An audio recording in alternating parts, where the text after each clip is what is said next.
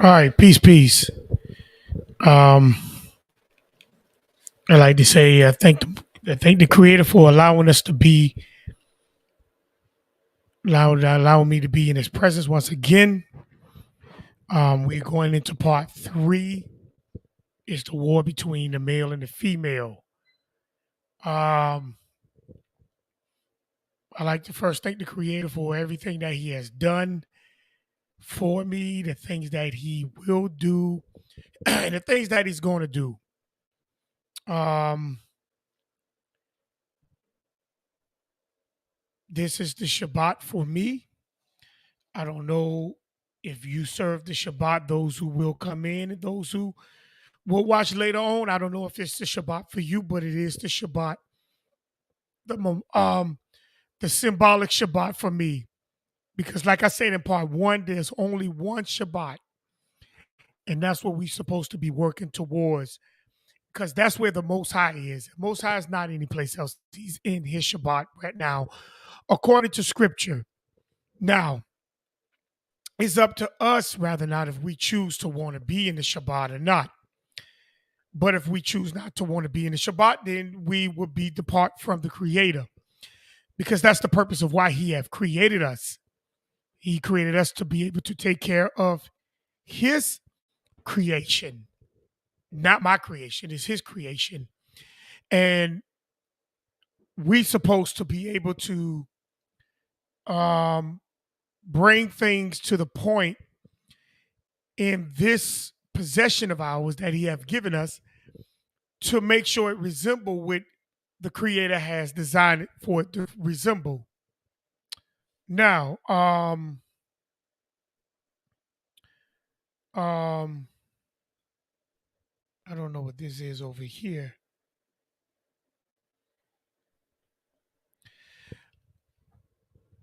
I thank the Creator for His protection, His guidance, His mercy, His love. I thank the Creator for all that He has um, provided for me. I mean, I can't speak for others, but I can only speak for myself. Because when you deal with other people have a tendency of doing things, thinking things, being things of themselves. And if that's their prerogative, then so be it. But you have to make sure that you stay within the frameworks that your purpose is. And your purpose, if you are a male, your purpose is to follow the legacy of your father. And if you are a female, your purpose your purpose is to make sure you uphold the bloodline of your father. You could go out and create a whole new purpose if that's what you choose to. That's on you. No one's stopping you. But just remember, anytime when you create something, if something was there and you ignore it and you go and create something new, then all you're doing is just saying what that you came from is dead. It's no longer relevant. So that's the thing what we have to remember. That's the thing what we have to understand. It's because you cannot be in or come from something to be able to create your own. That's not how legacy work. And that's why the creator said, let us create man after our image according to our likeness and give them dominion. So in other words, the legacy of male and female is to mimic the creator. It's the same as the legacy of a child from two parents is to mimic their parents.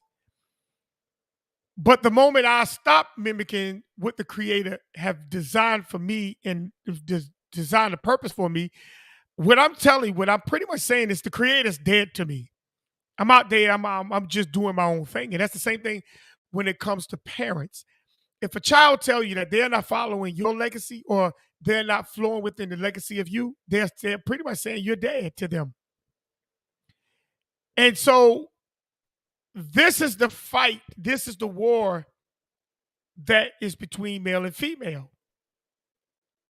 We tries to get into a position to want to have our own, but it's not about your own. It's about continuing to build and expand where you come from, what you are, and who you are. That's what this life is about. And that's why if you go back into part one, you will see that how the creator brought man and gave man the position of purpose. And then on from position and purpose, he designed man with not just a position and purpose, but he gave man and female, which is male and female, their roles. So we have to be very mindful that we are to be available, if I could use that word freely, available for what the real purpose is designed for, that we supposed to be flowing in, because there ain't but one purpose on this earth, and that's to create, that's to upkeep the creator's creation. But male and female have different roles that they play within that purpose. And that's where some people I talk with, they say, oh no, see, you're trying to make the female equal as the male. Well, the female is equal to the male, but their roles are not the same. The male has his role and the female has her role. They're not equal in no way, form, or fashion. But in their roles, but when it comes to the purpose, they are the same. It's just that one is the what we call the head. That's the protector. That's the provider. That's the visionary. And then you have the one that assists the protector, the provider, and the visionary. That's all it is. It's just separation within the roles, but the purpose is the same. I thank the creator for giving me the insight and the ability to be able to come and stand forth and stand and speak. So we have to get to the point where we understand what legacy is.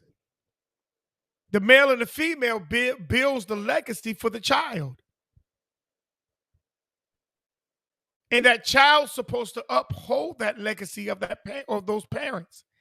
And then when that child have their children, they supposed to continue to build the legacy that was there from the foundation that they came. We don't supposed to detour from the legacy that was given to us. That's like I'm detouring and serving another God. That's pretty much what this is. So when the creator got to the seventh day, he rested from all his works. He didn't do anything else. There was no other creation that he was creating.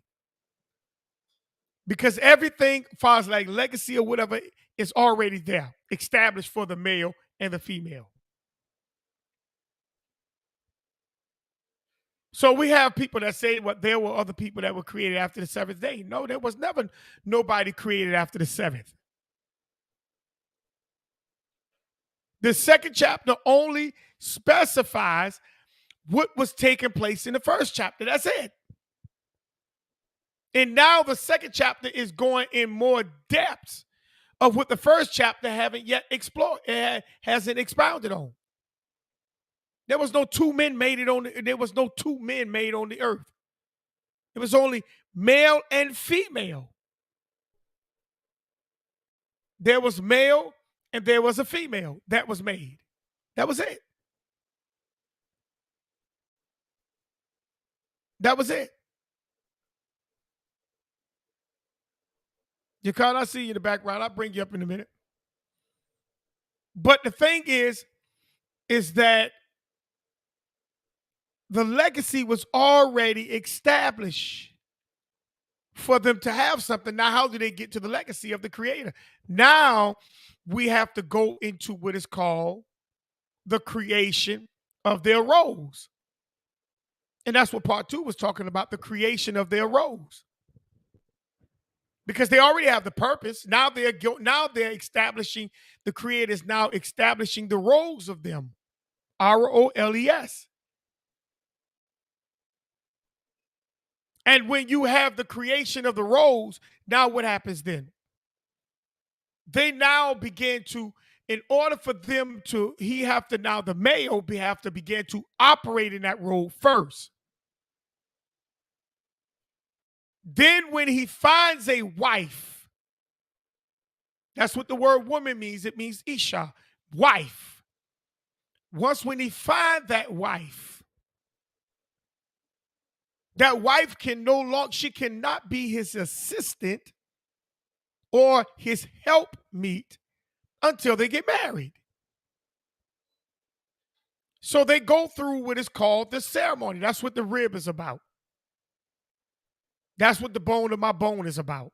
Flesh of my flesh. That was talking about marriage. He brought her. They now having sex. This is what's taking place. They're consummating the marriage. And once when they consummate the marriage, go. Once when they consummate the marriage, they now become one publicly afterwards. That's when the male began to publicly announce that this particular female, is his wife. You cannot have a helpmeet, if you are not married. This is what chapter 2 was talking about when you go down into the male. In that deep sleep, that was the trance. The creator was putting that desire of a female in that man, that male. He can't go, he need that female to help him. He need that female. He cannot go around that female. He cannot move from that female. He need a female to help him rule, because that's how it was designed. It wasn't designed for him to sit by himself. That's not how it was designed. It was never designed to be like that. And we got some people talking about the man makes the woman. Nah, the male make the male and the female makes the female. But when they both come together and they fit like a puzzle, then they create what is called a man. You cannot have no other creation until the male cannot be a man until he has that female. That female to help him. And that female cannot be a helpmeet to no man until that man announces her after the marriage ceremony that this is my wife. That's it. That's why the creator say he hates divorce, because he designed that thing for both of them to be together. Other than that, you don't have anything but whoredom and whoremongering.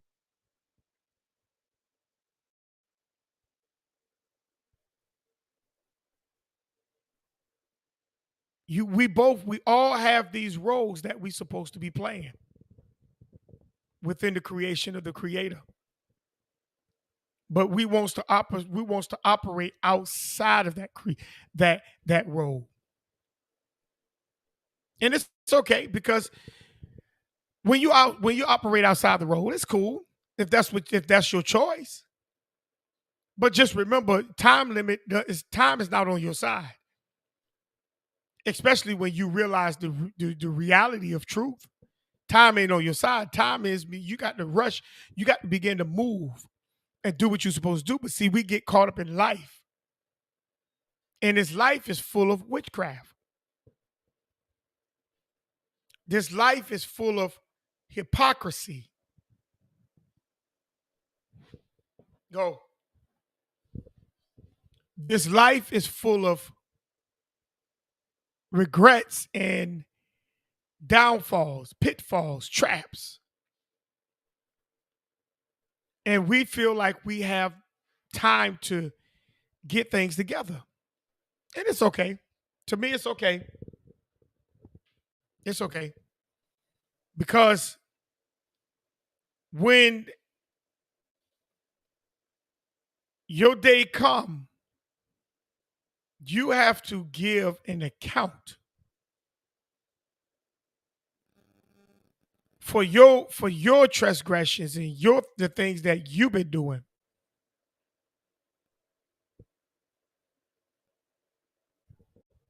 This is what you have to remember.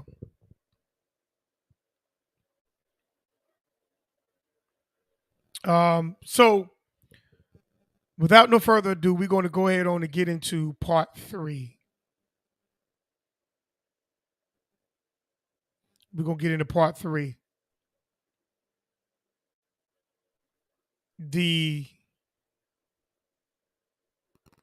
war between male and female, part three. Because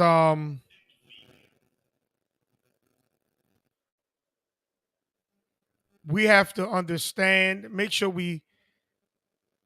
um we have to understand that um we get this thing together. Because if we don't get it together, then the creator said what he declared the end from the beginning. So I have to make sure I be very cautious as a male, if I'm not married, who I choose as a wife. I have to be very cautious at that. You can't just choose any woman. It has to be a certain one because she's supposed to be there to help you. Once when you publicly let the public know that this is my wife, she's supposed to be right there by your side, running up and down the steps with you, running around the corner with you. She's supposed to be right there assisting you, as well as you there to protect her and provide for her. So now Adam is now mentioning publicly when it says that in verse 25, I'm just going to pick up in verse 25, verse 20, the second chapter, verse 25, where it says, they were naked. No, and it says, therefore, that word therefore means on the grounds of. That's a contract. Or on behalf of. See, after when the marriage ceremony is finished, and that's when the preacher say, on the behalf of such and such, such and such, let's say Mount Baptist, Holy Rock of Anderson Street, whatever you call it, Missionary Baptist Church, would like to present such and such as husband and wife because that's a contract. That's why I used the word right there in chapter 2, verse 24. Therefore, shall, the word shall is the word depart from. Therefore, depart from or forsaken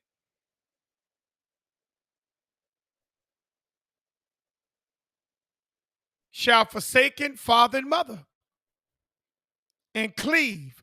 The word cleave means to stay close to or to stick to or stay with to thy wife. And the two shall become, that word become means to exist. They're going to exist as one, meaning what? in a definite article. That means it never breaks, it never ends, it does not expire.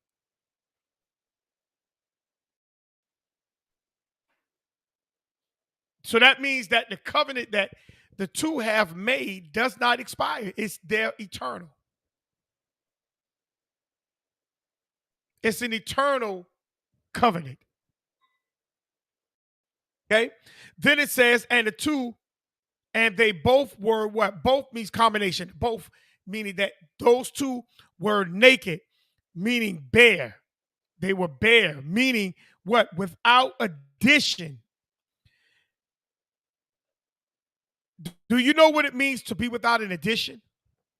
It's not saying that that has nothing to do with children.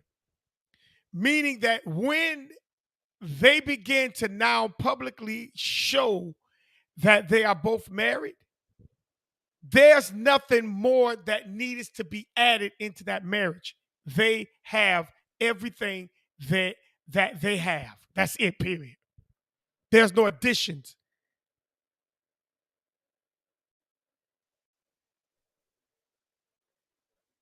You're not going outside of how everything was what set up. You're not doing that. You staying within the bounds of that marriage. That's what this is talking about. They were what? Without addition. The both of them they did not come and bring things inside the marriage. Whatever did not belong there stayed on the outside. And everything that belonged inside stayed on the inside. They were both bare, naked, and was not ashamed. And that word ashamed means disappointed. Disconnected means unsettled or confused. They were not confused at the roles that they were supposed to have been playing within this purpose of creation. They were not confused about that. They understood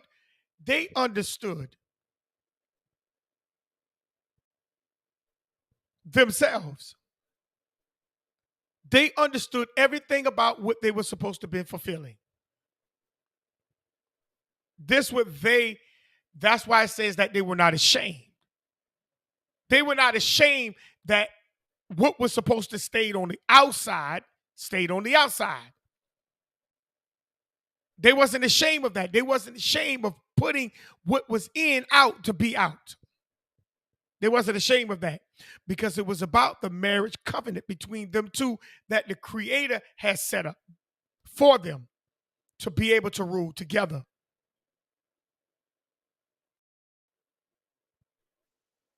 So now that we have the marriage covenant out of the way, now that we have the roles of them, male and female, was established, and it wasn't the same roles. They have a different role. But those roles, the role of the male and the role of the female, are different, but they're supposed to be able to come together as one unit within the purpose of ruling together. But as you move forward into ruling together, now you have what is called witchcraft. That's chapter 3. We're going to move forward into chapter 3. Because a lot of people think that they understand what witchcraft really is. But there are different forms of witchcraft. And in this particular chapter, chapter 3, I'm going to talk about a specific type of witchcraft. And this witchcraft is very important because this is a particular type of witchcraft that specifically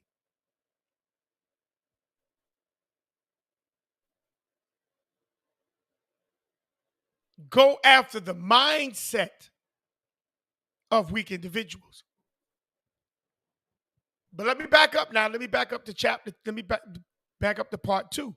Part 2 also showed after when the male and the female consummated their marriage, meaning they had sex. Over a period of time, Adam recognized the attributes of his wife. And that's one of the main things that we have to recognize and understand is the attributes of the spouse that you are with. You should know their movement. You should know their weaknesses. You should know their strengths. You should know everything about that spouse. And the male understood that the female that he was with, that particular type of female, had an attitude of an anvil, Anvil. I'm gonna put that in the chat. Anvil.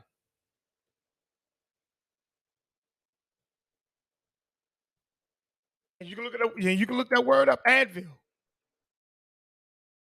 She had an attitude of an anvil. An attitude of an anvil.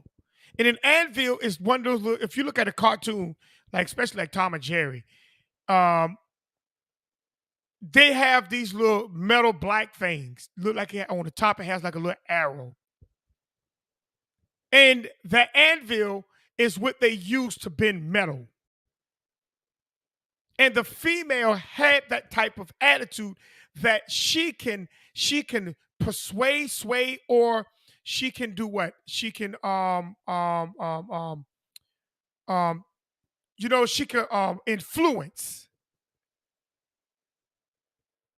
things that's greater than her into being with her. This is the type of attitude that this female and that the male had at the beginning.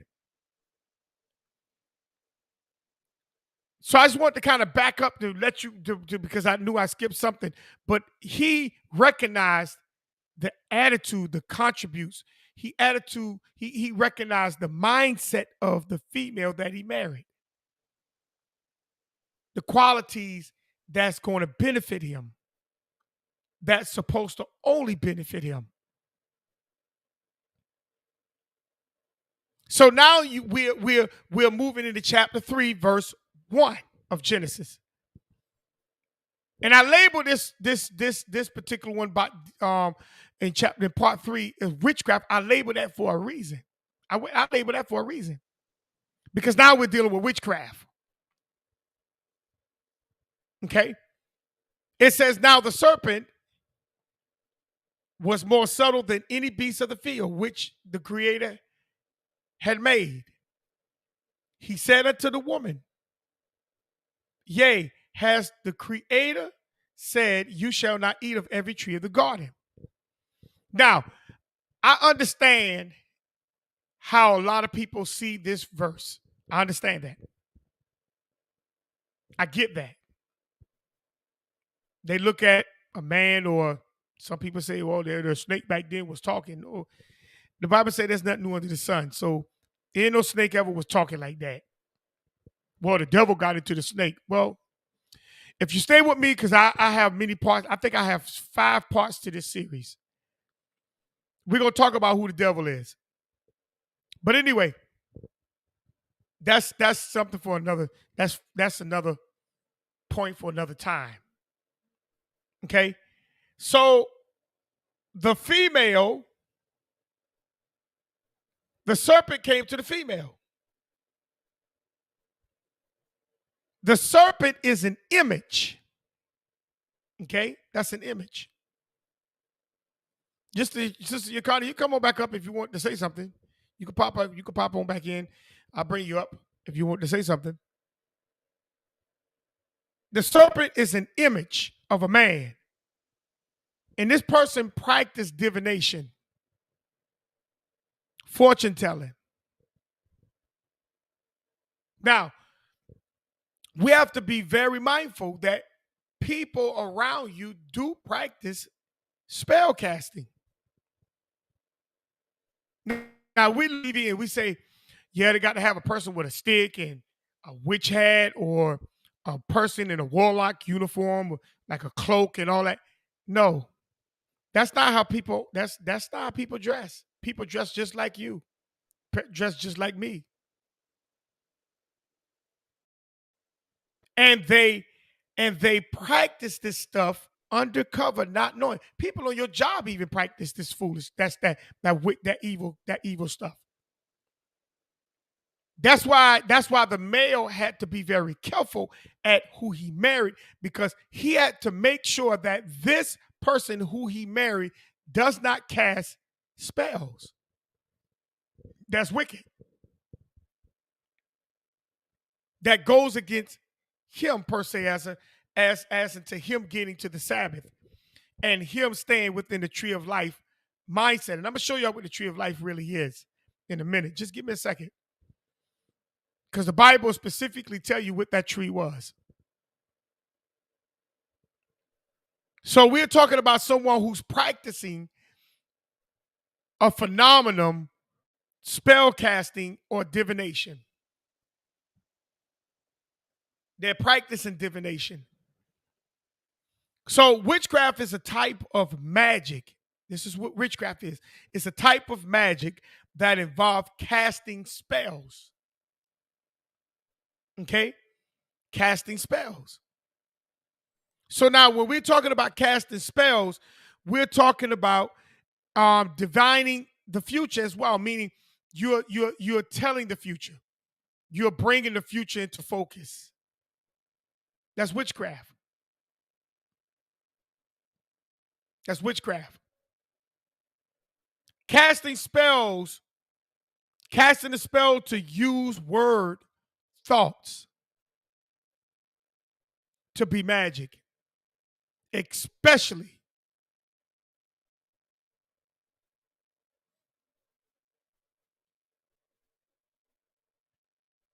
you wanted to say something?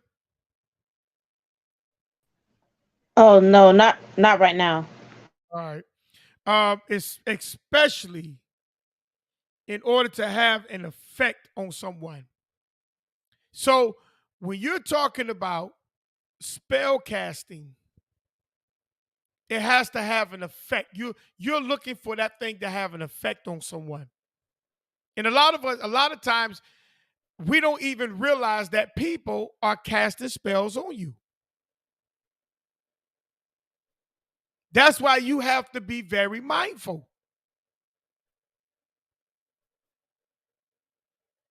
You have to be very mindful, especially the young men that are married, especially the young sisters that are going to assist the male they married. You have to be very, very mindful of the person that you're with or going to be with, because they cast spells. And a lot of people cast spells and you don't even know that they're casting spells on you. Now, now, so you're talking about magic that would, in order to have an effect on someone, to spell, spell. We're not talking about spelling words. I have a question. Okay. Okay, so when you said about people casting spells, now I remember growing up, they used to say back in the day that, people believed that people did witchcraft or different things, or, they did voodoo or whatever, but it didn't have any power if you didn't believe in it. Is that not true? That is not true, Okay. because Moses did not believe in Pharaoh's power, but Pharaoh's magician still was able to do what Moses did with his staff. The only thing was is that the power that was back in Moses was more greater and more potent than what Pharaoh was working with. Case in point, let's keep going forward. When um Samuel, I mean Solomon, not Solomon, Saul went to pull up a person from the grave. He went looking for that witch. So he allowed that witch through his energy to be pulled up. It's the same thing like you go to a concert. These people use music to get you excited before the next person come on stage. They're using your energy. They're drawing your energy in order for them to perform.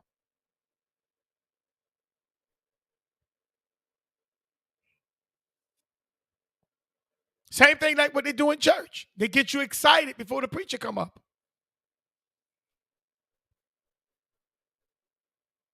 So now you are all happy. You don't mind giving all your money. By the time you go home, you realize, darn, I need that money for something else. They got you.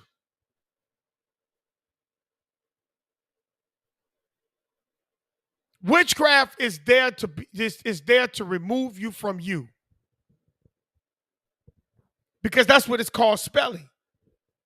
To spell used as a verb means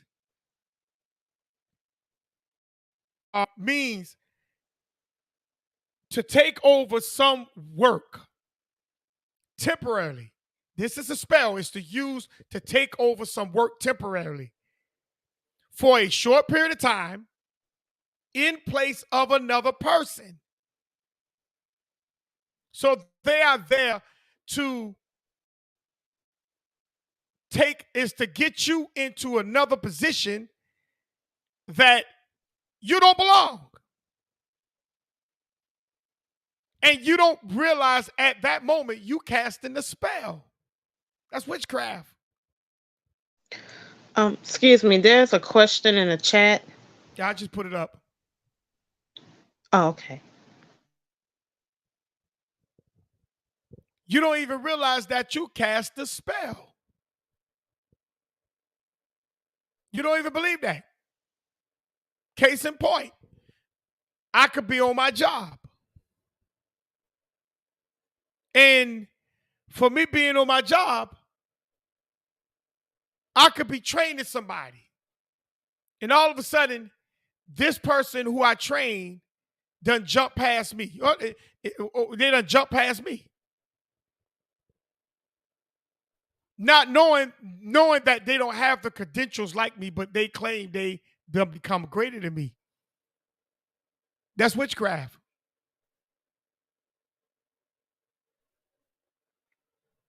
Another witchcraft is the son thinking that he done become greater than the father. Isaac, take a case in point. Solomon could think because he had so much wisdom that he became greater than his father David. That's witchcraft.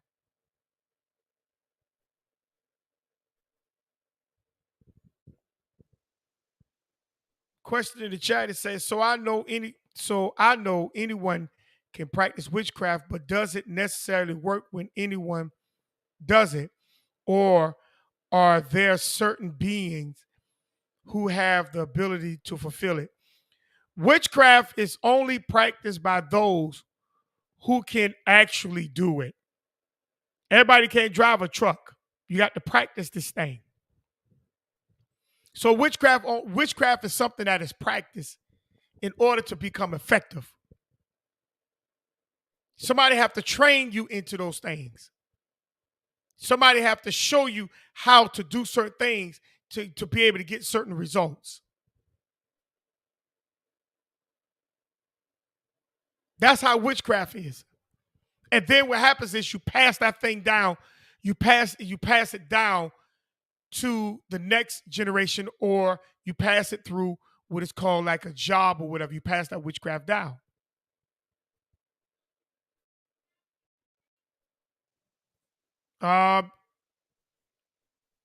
So if you have another question, just click the thing, the link, and come on up. If you have, I hope that answers your question. So yeah, you have to. The witchcraft is trained. That's a trained mindset. That is a trained mindset. That's something that somebody learned. They're training you, and I'm gonna show you that in this story in chapter 3. That's a trained mindset. They train you to be in that mindset of temporarily taking someone else's place. That's witchcraft. That's why at the beginning I told you that the male and the female have the same purpose on this earth. but the roles within that purpose are different. They are different.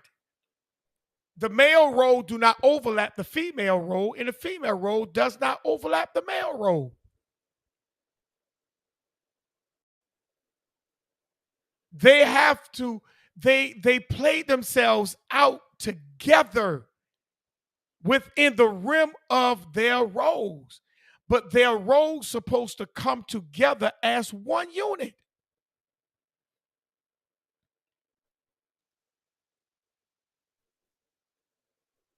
So this serpent, who was more subtle, the spell is used as a verb. This is a verb. This is something that taking place action wise. This is an action. Okay, this is an action. Something that is doing, is moving. Okay, and this means to take over some work temporarily for a short period of time in place of another person. So they're going to have the mind to take over someone else's position temporarily without being authorized being there. That's witchcraft. That's witchcraft. Okay? So let's go to Leviticus. Let's go to Leviticus, the 10th chapter, verse 1 and 2. I'm going to show you witchcraft. Right, what the scriptures teaches. This is witchcraft. Leviticus, the 10th chapter, verse 1 and 2. This is witchcraft because see, we have to look at this thing for what it is. And that's why when people criticize me, it doesn't matter to me. It doesn't bother me. It doesn't bother me because I'm trying to get to the tree of life. I don't know about anybody else. I'm trying to get to the tree of life and stay in the tree of life. I'm trying to get to the Sabbath. Excuse me. I'm trying to get to the Sabbath. I'm not trying to not to get to the Sabbath. I'm trying to get to the Sabbath. And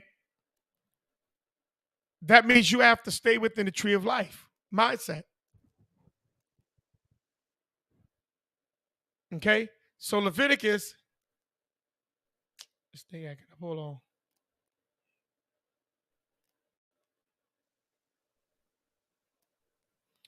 All right, let me do it like this. Leviticus.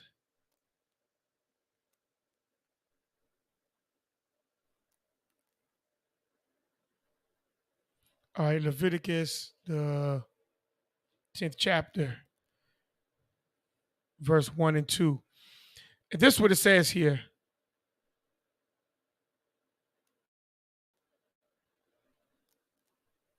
All right, here we go. And it says, and Nadab and Abihu, the sons of Aaron, took either of them his censer. Now, it wasn't wrong for them taking their censer. You know, they took that's a censer is like a staff-like object. They took their censer and put fire therein. Okay? This is what the sons of Aaron is doing. They put the fire therein and put incense thereon and offer strange fire before the Creator, which he commanded them not. It was not their job to do this. This was Aaron's job, their father. But because they felt entitled, well, that's my father. It don't matter anyhow. I mean, the Creator going to accept it anyhow because that's my father. My father's good. Yeah, your father's good, but are you good? Are you in good standards with the Creator?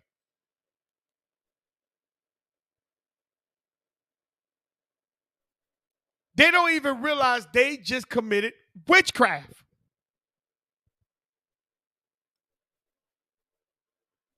because the Creator nor their father commanded them not to do that. They didn't. Aaron didn't command them to do that, nor did the law. So, what was the reason for them to do so?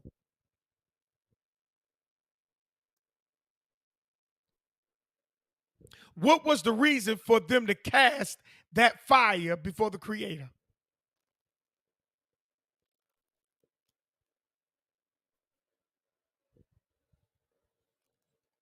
And it says, and they went out, and there went out fire from the Creator and devoured them, and they died before the Creator.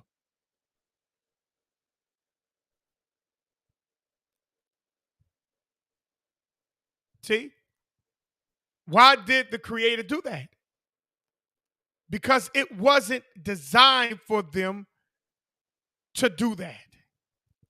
That's why they were killed. So their punishment, because it was almost like, if I'm saying this correctly, that they did that because they wanted to almost like prove a point, but then you can't go to the Creator any kind of way, and that was just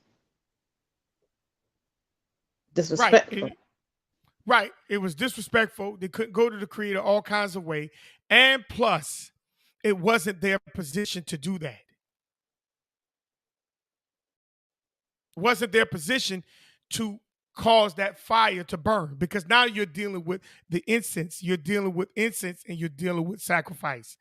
That wasn't their job. And even if they were part of sacrifice, it wasn't their job to light the fire just because they wanted to light the fire. That's not how order works. That's how witchcraft works.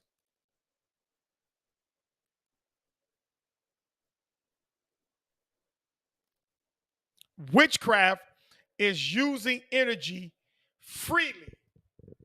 And I'm gonna show you that in a second. It's using energy freely out of order with no consequences, and is not thinking of anything other than a desire. Okay? So now, let's keep pushing. Let me go back up. Now, so we see that Aaron's two sons were put to death because they went out of order. They went out of their position, their roles. They were not authorized to do what they done. They were not. Okay? They were not authorized to do what they have done. So now,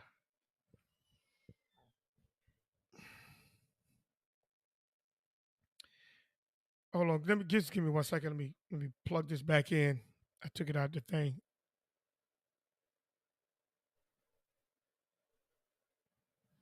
All right. So now, um,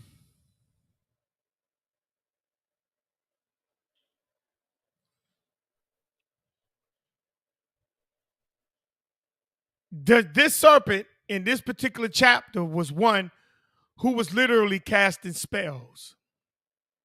This is what he was literally doing. He was casting spells.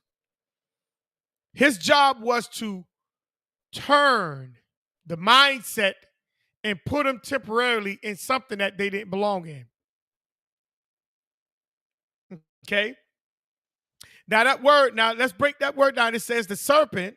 Let me go back to my story, Genesis chapter 3, verse 1. Now the serpent, who was more, the word more in this particular verse means whole, totality, total. Means this serpent's existence was complete. Now I want y'all to pay attention to that. This serpent existence was complete. It was complete. So you're not dealing with someone who didn't know how to cast spells, this was a master. This was a master. And that word who was more what? Cunning. Or subtle. That word subtle means to be cunning. And that cunning means deceitful. Okay? So this guy that was there, he was deceitful at how he does, how he casts, how he bring you into his spells. Because I'm gonna show you that when people literally cast spells on you, they're not casting, they put it in front of you to cast, for you to cast that spell upon yourself if you ain't paying attention. That's why it says he was deceitful, because he's not literally casting a spell on you. You're doing it to yourself. All he did was supply you with the ammo. And a lot of us, we don't even realize that's what happens when we get spell cast upon us. Those real devils, and I say devils or wicked ones or evil ones, they supply you with the ammo, and you don't even realize that's what they have done.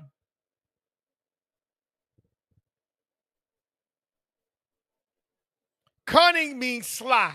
S-L-Y. Okay? That means sly. You sly dog. You know how we used to use that word? Sly means a cunning or deceit in a cunning or deceitful way. So for this individual, the serpent, who knows how to cast spells, his existence is complete, meaning he he mastered his purpose, and this individual is deceitful, meaning he supply you with the ammo in order for you to cast spells upon your own self. So he's not going to get caught into your ignorance. He's not going to get caught into that. He's just going to supply your ignorance with ammunition for you to detonate it upon yourself. And notice it says he was more sly than any beast. He was more deceitful. He was more what? Cunning, smart. He understood he was a master than any beast. And that word beast means anything that's alive. That word beast means anything that is alive. So that means he mastered. He was a master among masters. Okay? Anything that was alive. And then it says, which the Creator had made. So what do you mean by made? Produce? Maybe. But let's look at that word appointed or ordained. This person was appointed by the Creator to know the things that he knew and knows. This was not someone that just all of a sudden came about. This was an actual person who the Creator appointed and ordained to do certain things on this earth. So now,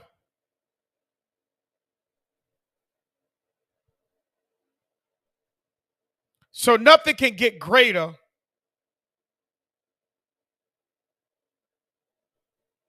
than the time the serpent,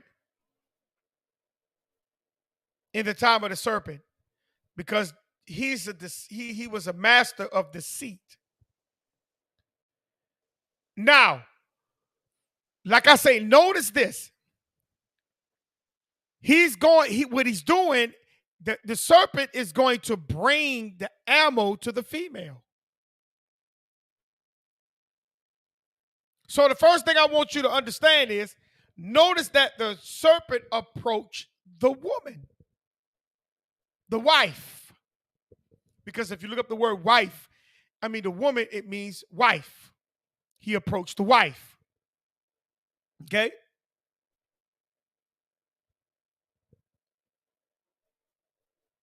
The woman's role, don't forget about the female's role. Her role is to help the male get to the Sabbath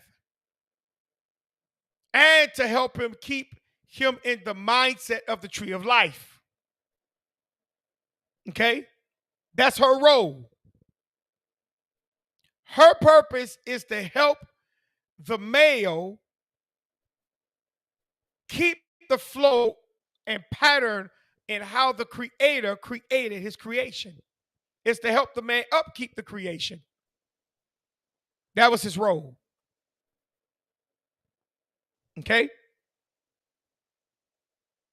So she have a big role. She has a more gracious role as well.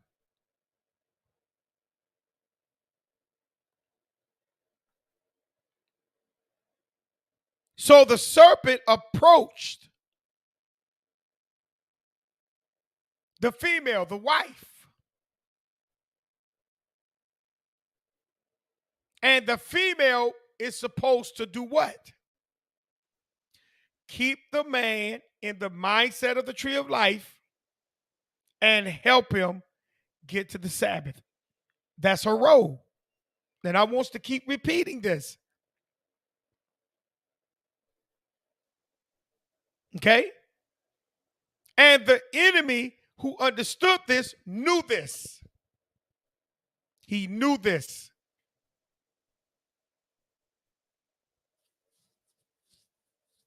Number two, he approached the woman in her home. The garden is her home.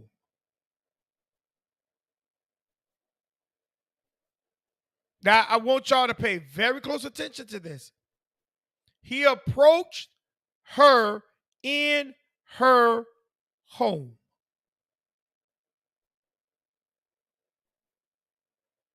Okay? Let's go to Proverbs 24, verse 3 and 4.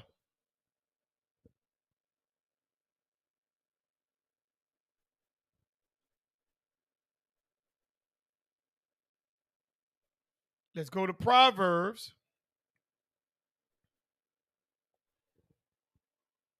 verse 24. Chapter 24.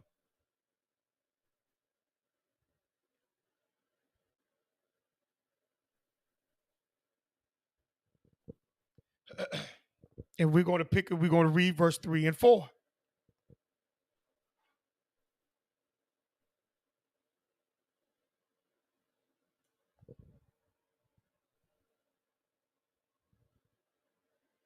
This is what it says here. It says, through wisdom is a house built, and by understanding it is established. And by knowledge, because that's where we're going to go at today, knowledge, and by knowledge shall the chambers be filled with all precious and pleasant what? Riches. So a house can only be built through wisdom. And it only establishes itself by understanding. So a house cannot be built no other way. That's the only way it can be built. Through wisdom and through understanding. Okay? And this is how, when a house is built with wisdom and understanding, this is how you fill the rooms. And the rooms is children. Okay? That's going to follow the legacy of those who put them there. All right? Let's go to Isaiah 32.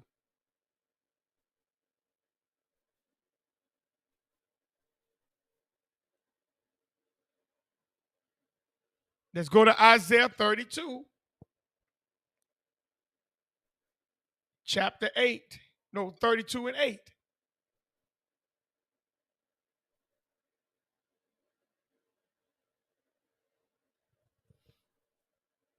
Let's go to Isaiah 32 and 8.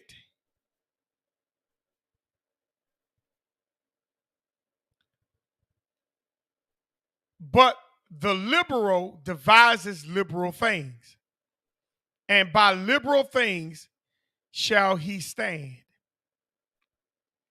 Now, if I look at that word liberal,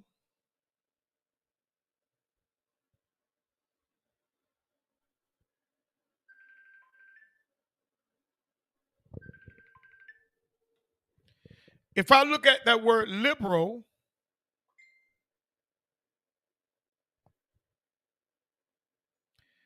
if I look at Isaiah 32 and 8,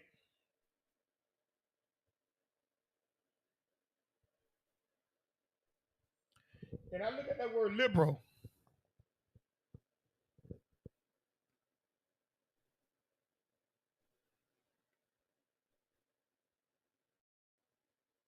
just in the regular definition, that word liberal means willing to respect and accept behavior or opinion different from one's own, open to new ideas. See, open to new ideas.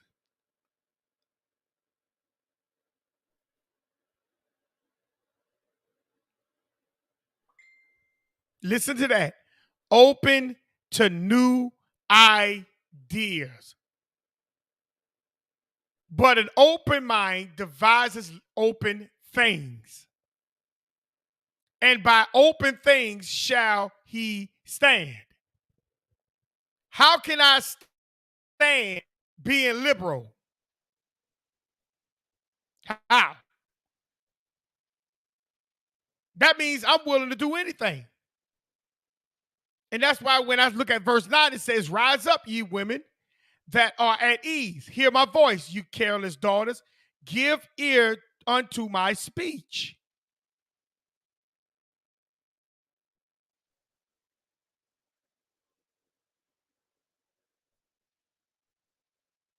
See?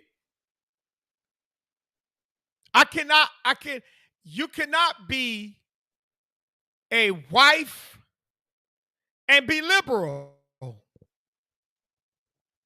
You're open to new ideas.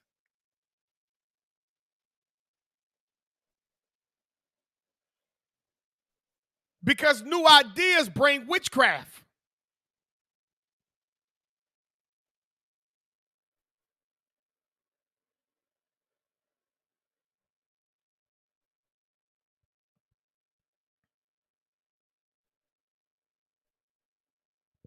Let's go to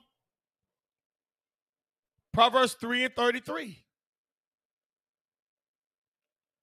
New ideas brings witchcraft.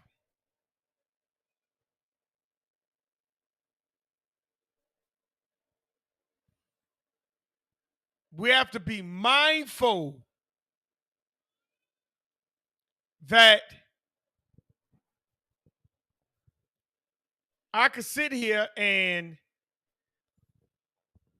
talk about, whoa, I could do new things. Okay, but when you do new things, then tell me what happens to the old things.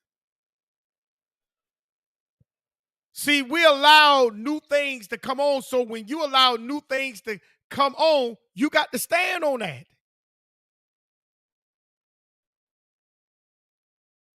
You can't sit there and say, oh, this is, no. That's double minded.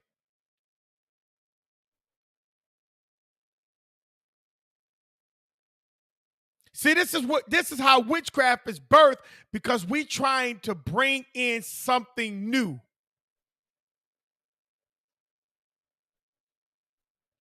Proverbs 3 and 33.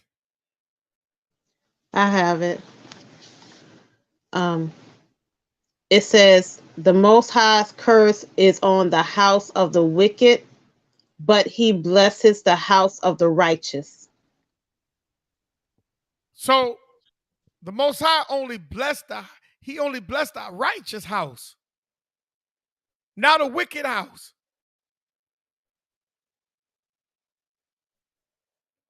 So a house that is liberal, the Creator cannot even bless that. Because that's why I say, you notice the serpent is in the garden. That's the house of the male and the female.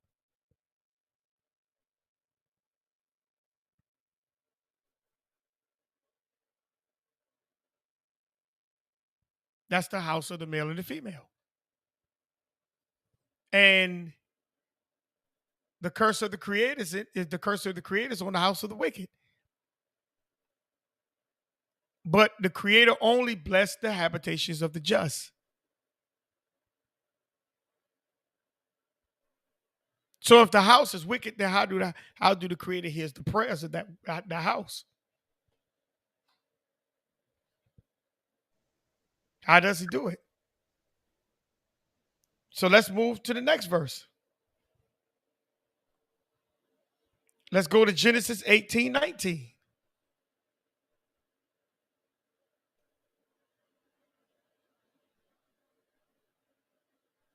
So we got to realize that we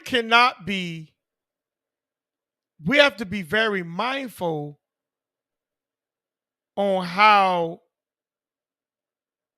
we operate because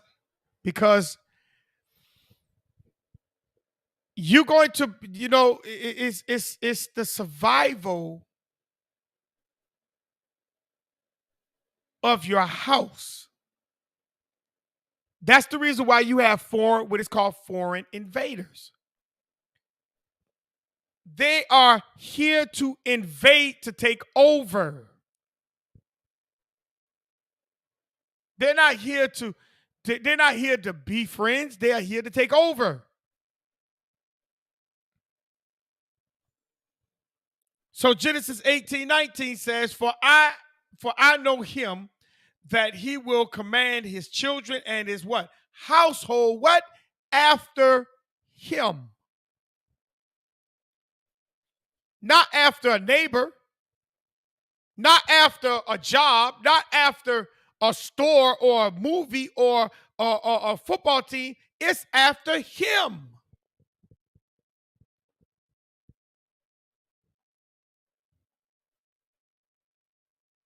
It's after him.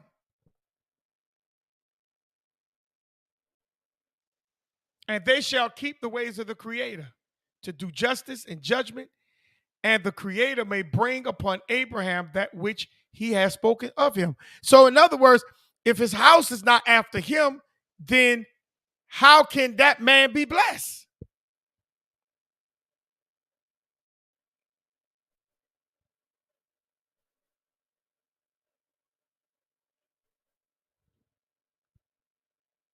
The Creator said, I know him.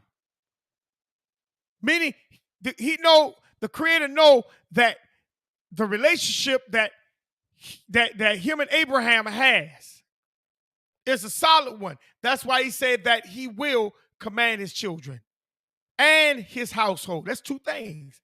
His household and his children after him. That's why I was telling you at the beginning about legacy. But when a child goes opposite from the parent, that child is simply saying that the parent is dead.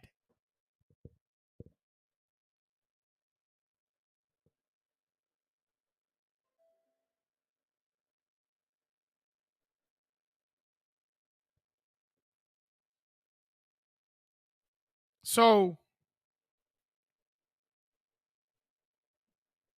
we don't understand that the serpent was in the house.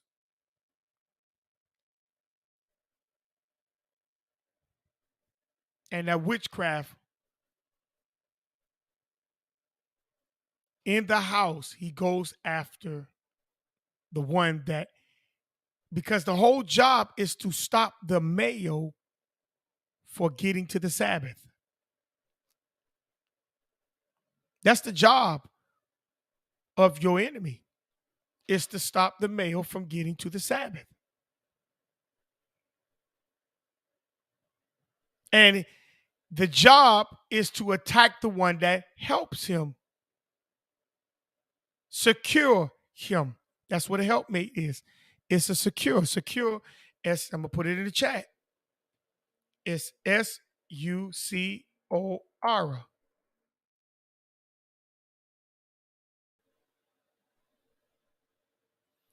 Everyone wants to call me now today. Secure. And the definition for secure, that's SUCOR. SUCOR. Definition. And that definition, SUCCOR, I put a 2 hours there and it should have been CCOR. SUC, that go right there. Is it Secure. SECU? Is it the SECURE or So what? is it the SECURE? It's That's the SUCOR. Oh, that one. Okay. It's SUC. And it means to assist, it means assistant and support in a time of hardship and distress. SUCCOURER, secure, means helper. That's the one. Yeah. Yep. Oh, okay. I see there's two spellings. Okay.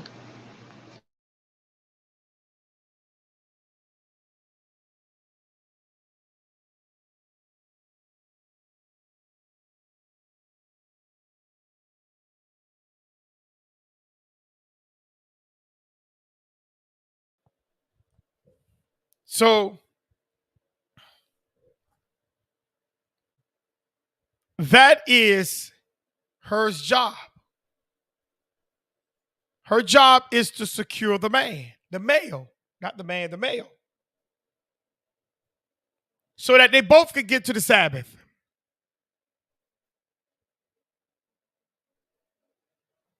Okay? They both supposed to be getting to the Sabbath.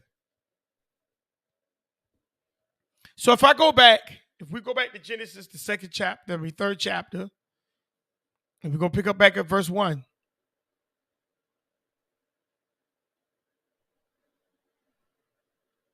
It says, the serpent was more what? He was cunning, sly. Sly means deceitful. Than any other beast, meaning living thing, that the Creator has made. That word made means appointed or ordained. So whatever the Creator appoint or ordained, that serpent, that individual was greater than them.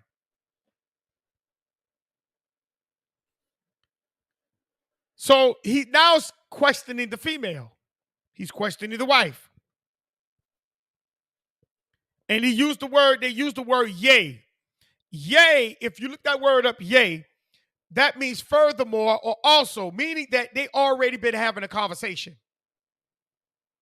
What you see in chapter 3 is not an action, that's not the beginning of the conversation. That means they've been having a conversation way before then. So the serpent is not new to Eve. And the conversations that they've been having is not new to the female. It's not new to the female. That's why they use the word yea, meaning that they were having conversations before. That's previous.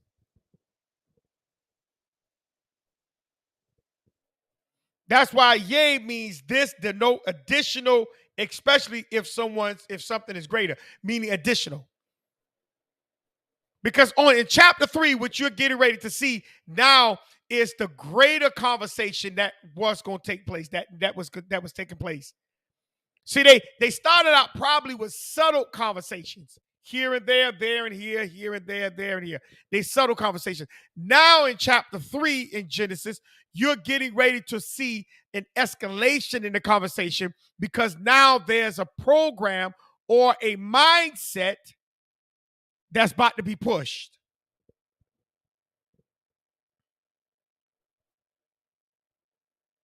So there was a conversation that had already been taking place. And this is the addition to the conversation to take things greater and higher. Meaning to know, push an agenda. I mean, to now push an agenda. This is now to push an agenda greater than the conversations that they previously were having. So number one, we already had accepted why. I mean, that he approached the female, the wife.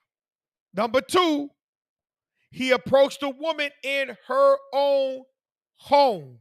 That's the garden.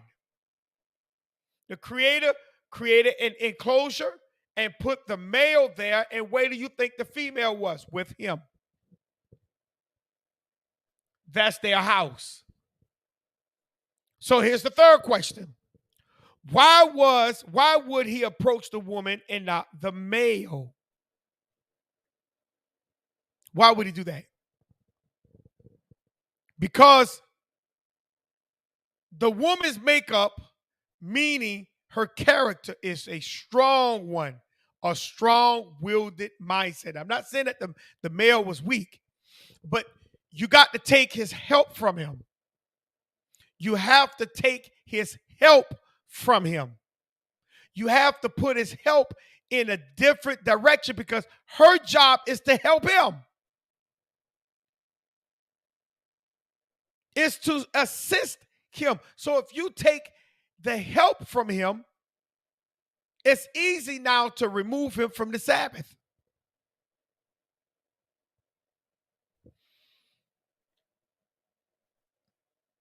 Once this female who's strong-willed to believe something, that thing doesn't change. Not hardly. She will more likely change that thing. And I know a lot of you believe, I know a lot of you know some sisters like that. They will not allow that thing to change them, but they will change that thing. And that is what was taking place.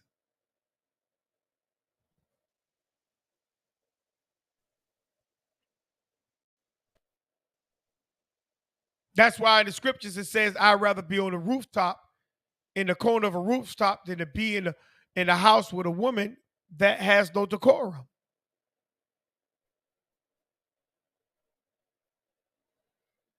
Because a woman knows how to change things for the better or for the worse inside of her own house.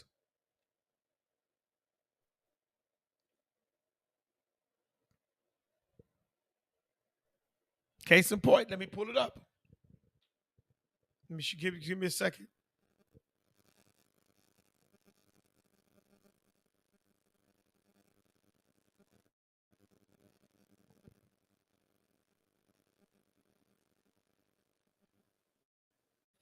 Let's go to Proverbs 14:1. And it says,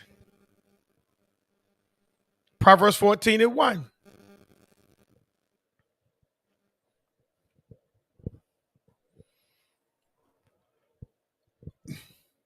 It says, a wise woman builds her house, but with her own hands, the foolish one tears it down. See, a female knows how to tear her own house down.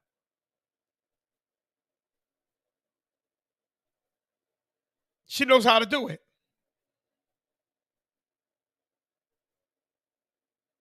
She knows how to do it.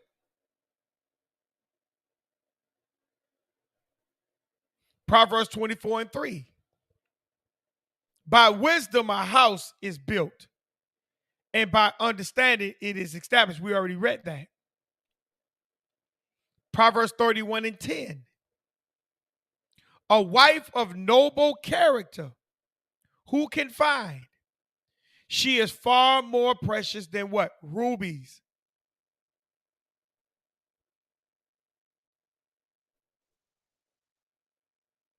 Proverbs 9:13-15.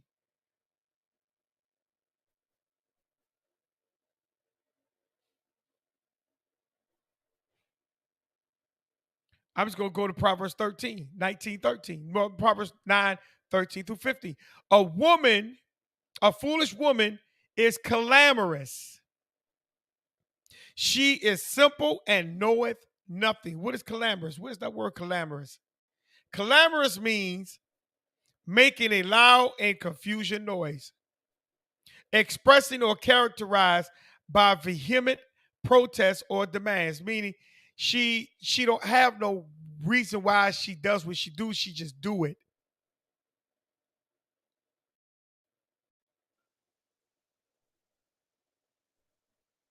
And so when you have a child that goes against his own legacy, Proverbs 19:13, a foolish son is the calamity of his father. And the contentions of a wife are the what? Continual dripping.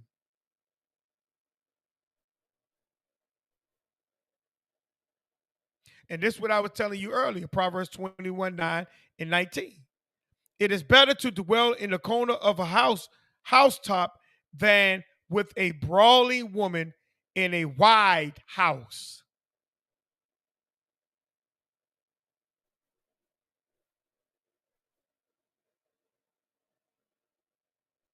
See, a female can tear her own house down. That's the reason why the enemy went after her. Because he understood the mindset and the attitude of her. Because remember, like I told you, they were already conversating in the past.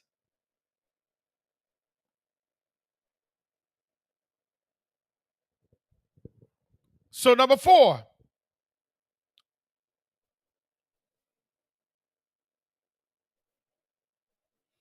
why would the woman entertain outside influences, especially if her and her husband did not both agree? Why would she do that?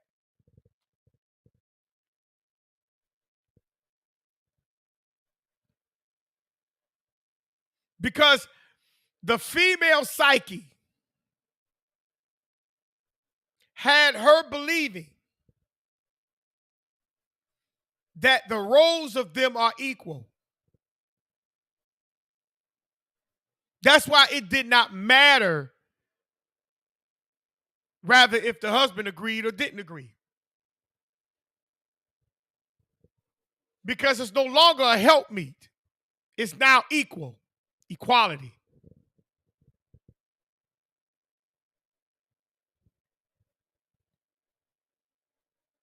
Her purpose is the same as the male purpose, but not their roles within that purpose is different. But now she's bringing her role to now become equal to his role. That's why it didn't matter if she agreed or didn't agree. I mean, if they both agreed or didn't both agree, it didn't matter because she looking at him as being equal to him.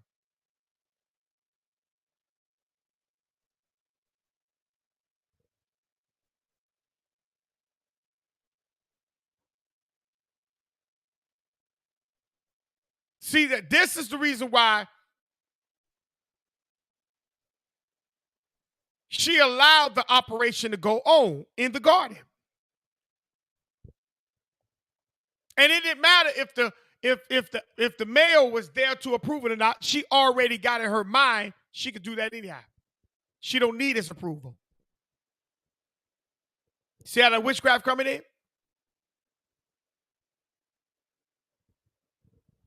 She already got in her mind. She didn't need it. That's why the serpent always was what?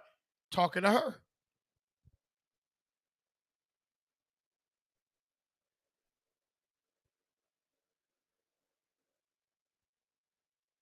That's why he did that.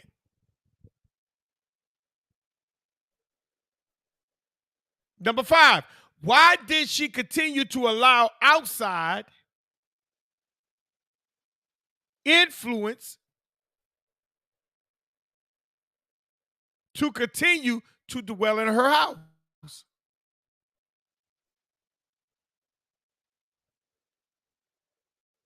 Because that outside influence had to become one with her. It had to become one with her.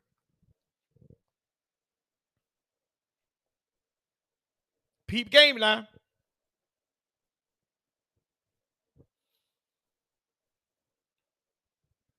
Remember, the tree of life and the tree of knowledge is a mindset.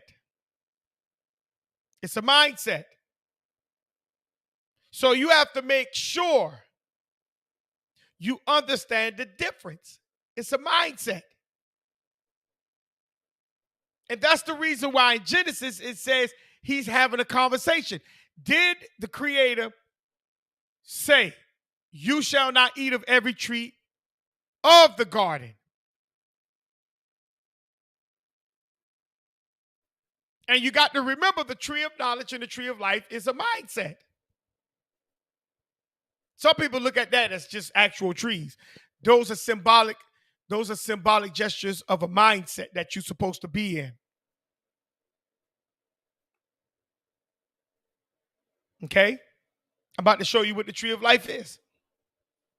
Let's go to Proverbs 15:4. Let me show you what the tree of life is. Proverbs 15:4.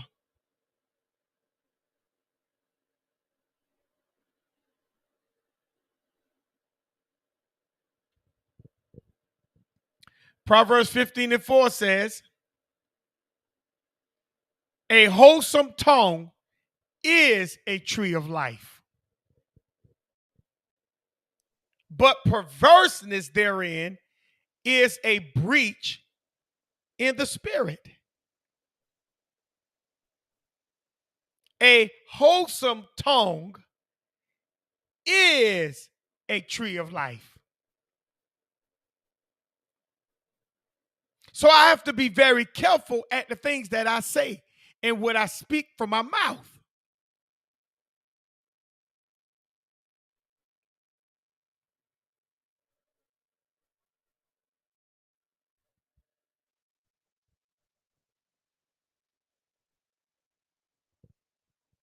I can't just go around just saying anything.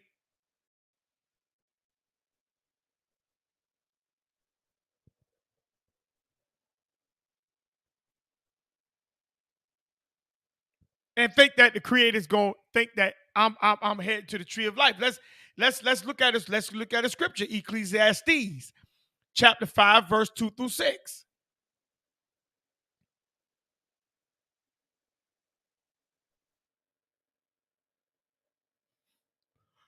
This is what it says. I'm just going to read verse 5. Do not be rash with your mouth, and let not your heart, meaning your mind, utter anything hastily before the Creator. For the Creator is in heaven, and you on earth. Therefore, let your words be few. See? You can't just say all kind of stuff out of your mouth.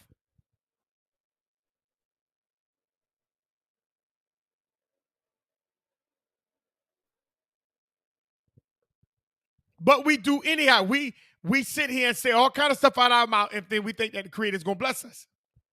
And the reason why we say stuff like that out of our mouth is because we're looking at the person who we're saying it to as either below us or we're equal to them.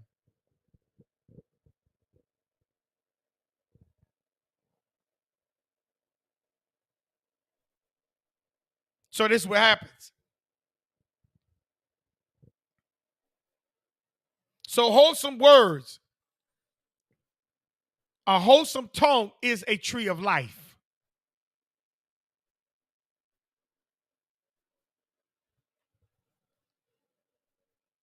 But perverseness therein is a breach in the spirit. Perverseness. Do you know what perverseness is?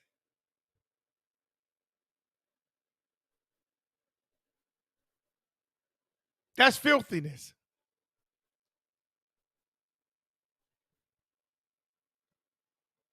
Proverbs 13:3.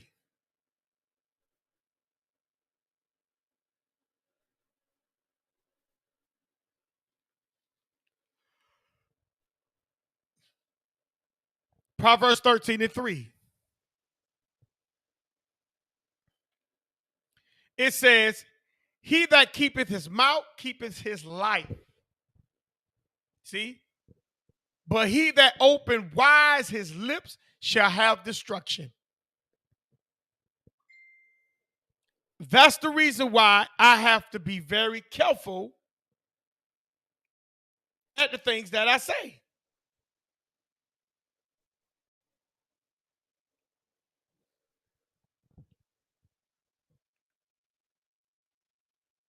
Proverbs 18:21.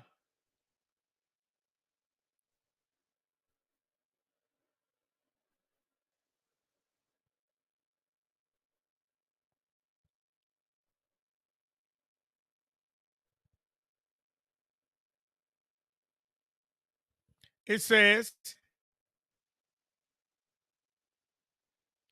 death and life are in the power of the tongue, and they that love it shall eat the fruit thereof. So if death and life is in the power of the tongue, then if I'm speaking rash out of my mouth, then how do I believe I'm gonna get life? Because there's no wholesome words coming from my mouth.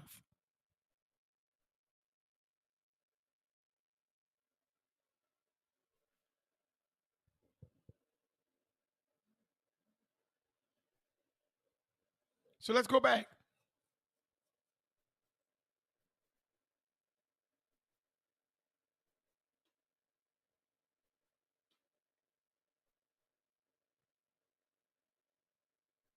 He approached the woman.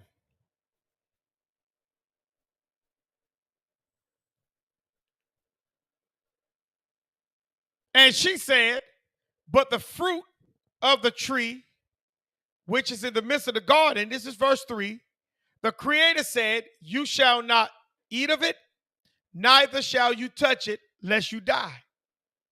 Now, this is where it's about to get interesting at. Because that word shall not means to absolutely prohibit it. Absolutely prohibited. Meaning, under no circumstances is what she said we are to what? Eat of it or to what? Touch it.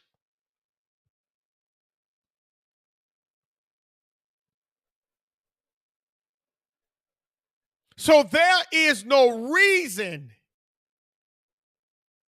why she should eat of this tree.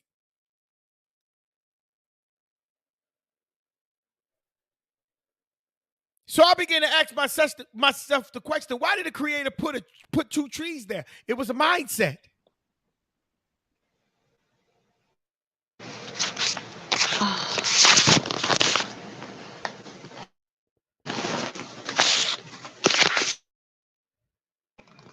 Hello. Yeah, go ahead.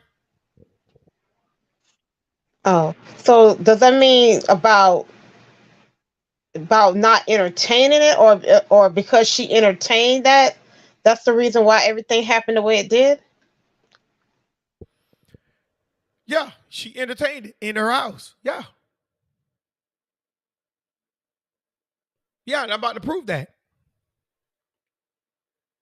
Because like I just showed you, where the serpent said in verse 4, Hold on, let me make sure.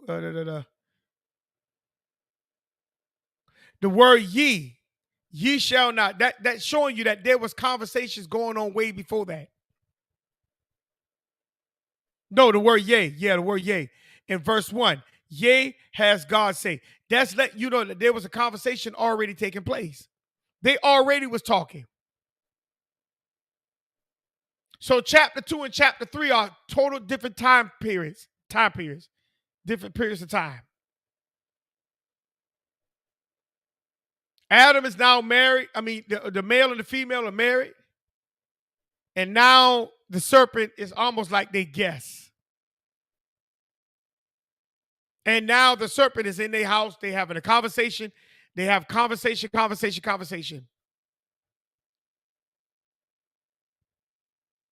So now the serpent is in the house. He's now questioning Eve. And he say, surely, he says, that word shall not.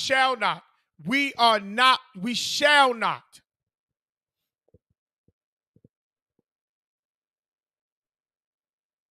That's in verse 5.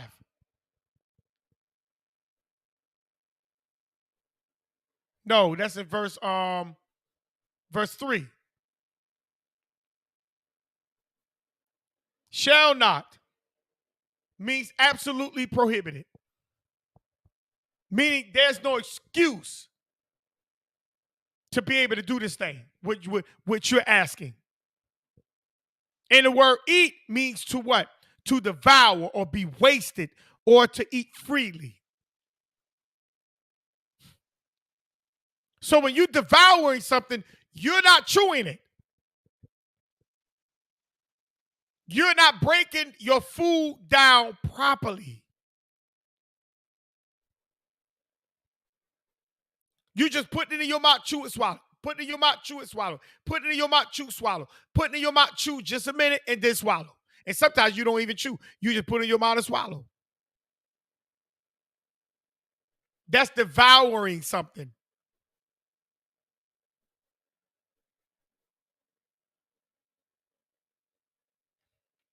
You're not paying attention to it. You being careless with it. That's devouring. That's eating. The Creator did not say you could not eat it. You had to pay attention to how you enter that thing, how you deal with that thing.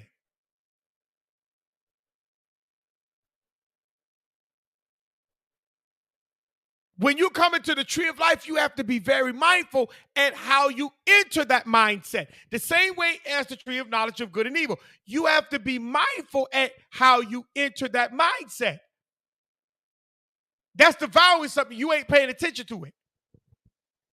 You just think just because you could do it. You think just because it's supposed to be.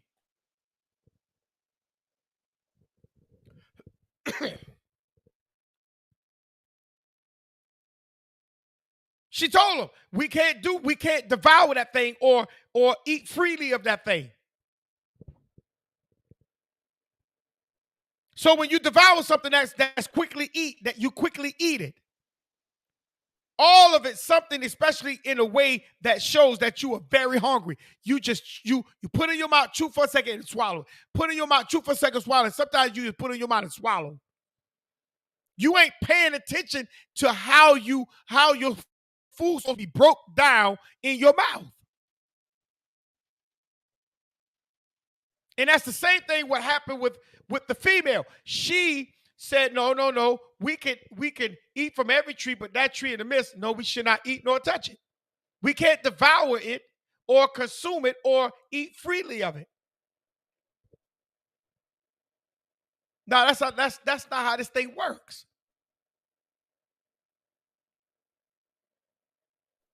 See? So that means to swallow or eat up hungrily, vicariously.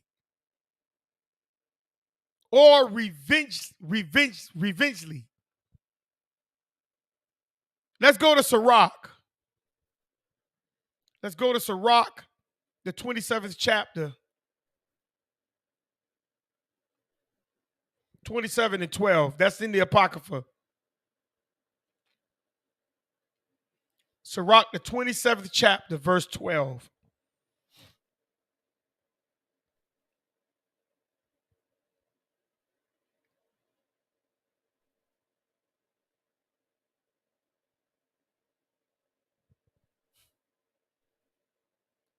It says, limit the time you spend among the stupid. This is Bible. This ain't me talking. Limit the time you spend among the stupid, but frequent the company of the thoughtful.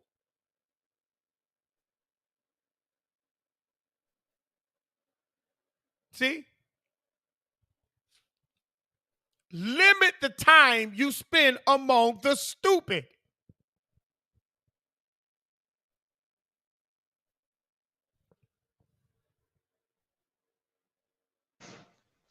You said Sirach 27 and 12?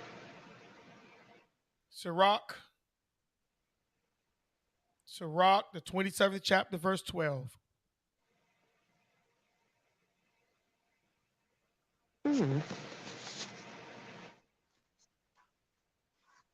Mine say, if thou among the It's the same thing, don't it? if They just use thou different be words. okay, I just want to make sure because okay. No, go ahead. Read it. Read it in the version you got. It says, if thou be among the indiscreet, observe the time, but be continually among men of understanding. Okay. Saying the same thing. Okay. Saying the same thing. Limit your time among the stupid, but frequent the company of the thoughtful. I don't have time to be up among people that are stupid. I don't have time for foolish conversations because I'm trying to get to the Sabbath. I'm trying to get to the Sabbath.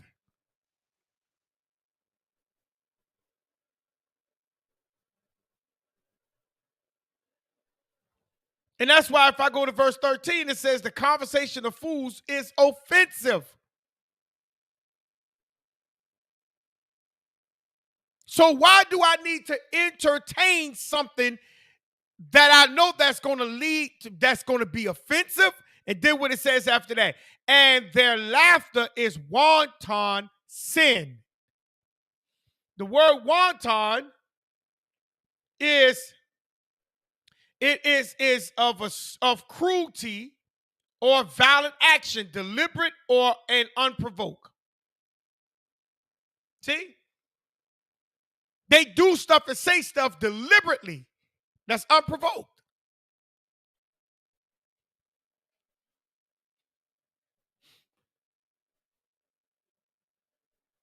And this is what was happening with the female.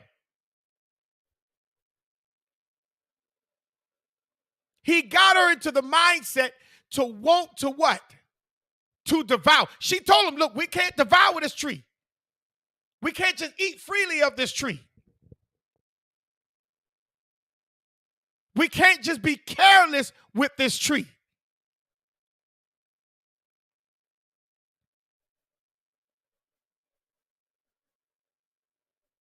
Meaning the mindset. I can't just be in this mindset the way I want to be.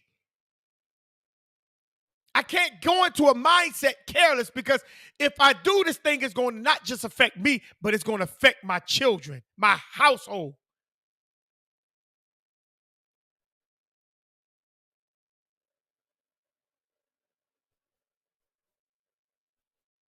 So what happened? Let's go to Proverbs 23 and 20 and 21. I think I read some of that already earlier, but I don't mind. Let's read it again. Proverbs 23, 20. No, I read it last night to a brother.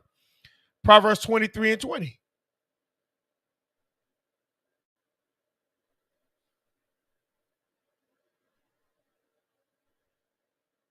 Proverbs 23, 20 and 21.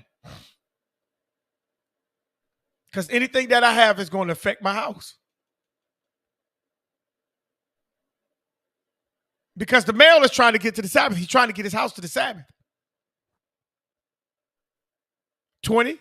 It says, be not among what? Wine bibbers, among rioters, eaters of flesh. Be not among them. Wine bibbers. It ain't just saying you have to just literally be drinking wine. That's not what he's literally saying. But you could put it into the applicate of literally wine and people who literally eat flesh. But he's not talking about wine. He said wine bibbers. That's people who go overboard, who's not paying attention to what they drink. And even those who eat flesh, you just eat flesh. You just eat it. And you ain't doing nothing to clean yourself out. You just eat it. You just drink. You don't care what time of day it is. You just literally drink. He said what? He said, be not among. Be not among. Be not among. Separate yourself. Get away from them.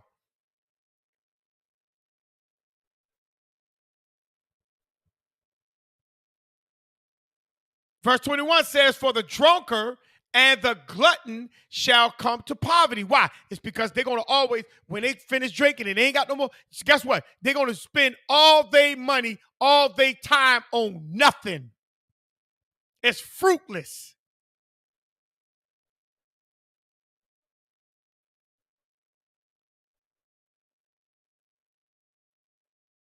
It's fruitless.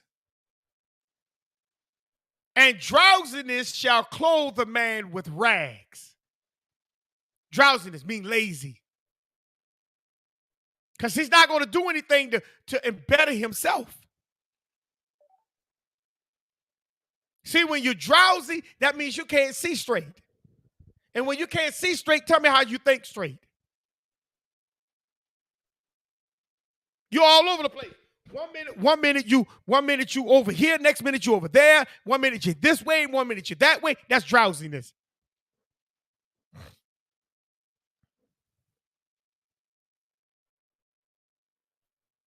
And they're gonna be clothed with rags.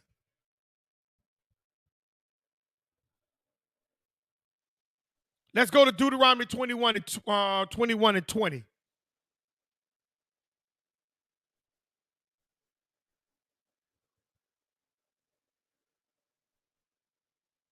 Deuteronomy 21 and 20.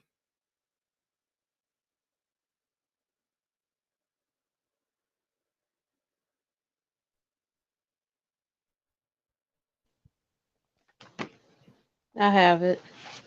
Go ahead. And they shall say unto the elders of his city, this our son is stubborn and rebellious. He will not obey our voice. He is glutton and a drunkard. See, he's a drunkard and he's a glutton. He's a drunkard and he's a glutton, meaning he goes to the extent. He ain't listening to nothing. He goes to the extent. Remember they used to have that saying, glutton for punishment? Yeah. See, he ain't trying. He goes way beyond the extent of what he's supposed to. See, the reason why he ain't listening to his parents is because something else already clogged him. Something else already got his attention.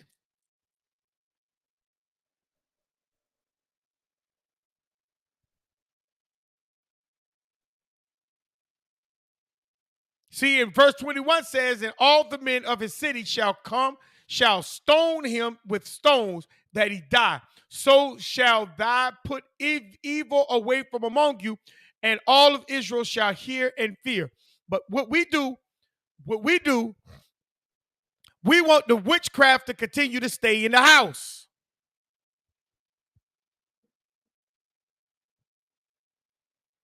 Because I'm going to show you how the female did this thing. Let's go to Ezekiel 16:49. And the male was too weak to stop the witchcraft.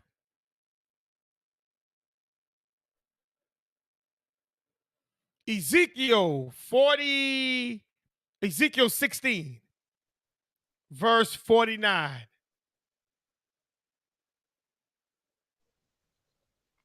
Behold, this was the iniquity of thy sister Sodom pride, fullness of bread and abundance of idleness was in her and in her daughters.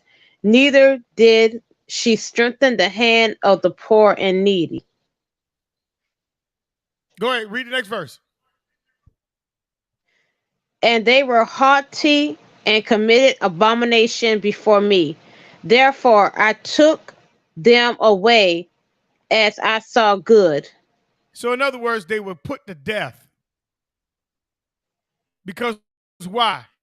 Iniquity of this was the iniquities of thy sisters, Sodom, pride, fullness of what? Bread and abundance of idleness was in her and her daughters.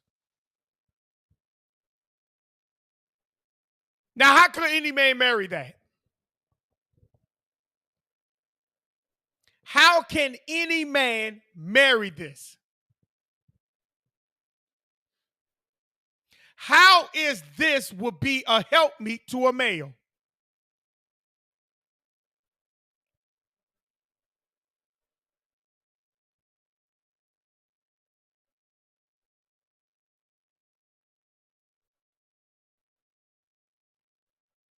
That's why the male had to pick out a certain female. Not saying that the female gonna be perfect, but that female has to have the mindset to help him get back to the Sabbath. Help him not back, but help him get to the Sabbath with the Creator. So that him and her can rest with the Creator.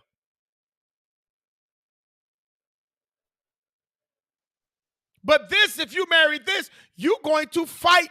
You're going to fight, and you are not going to make it to the Sabbath.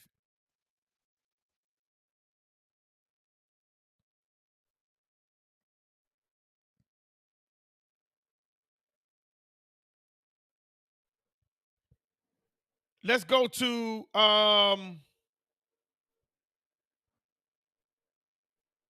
Proverbs 23, verse 1 and 2.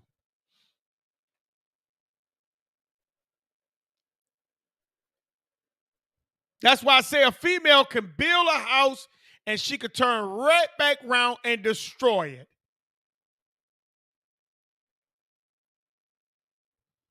Proverbs 23, verse 1 and 2. And that's what it says. Proverbs 23.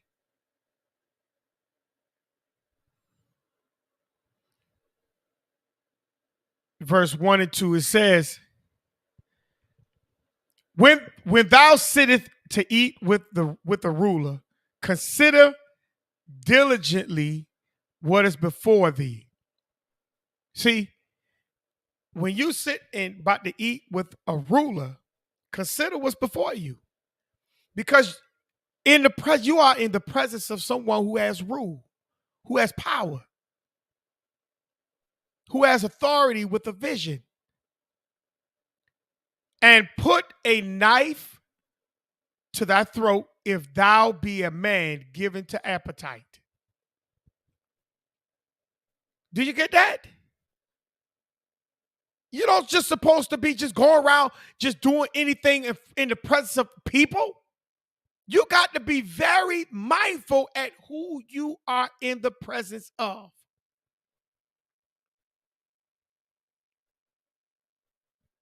Don't go around acting stupid. If that's what you're doing when you get in the presence of people who have power, position, who has influence, and etc., put a knife to your throat. But they say, go kill yourself. Because in the end, you're going to die anyhow.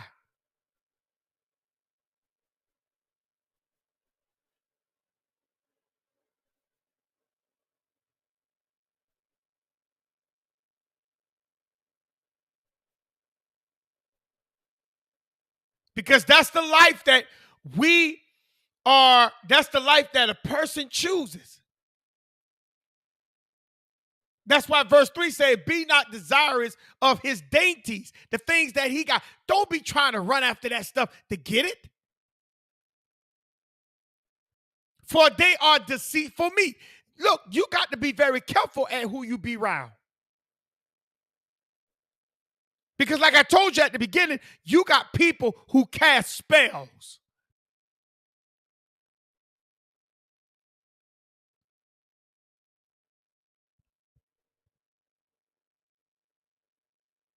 Let's go to Proverbs 28:7.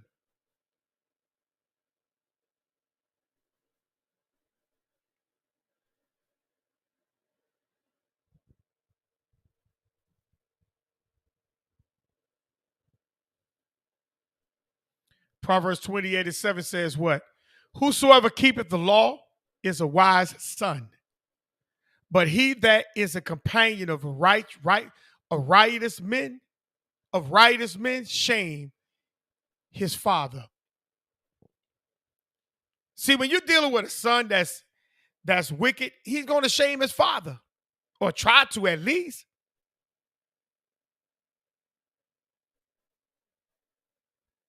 But it says, but whosoever keepeth the law is a wise son.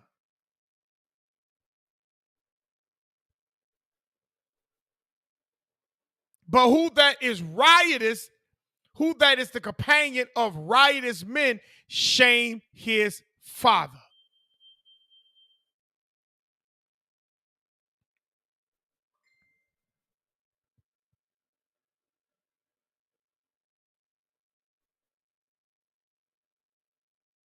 So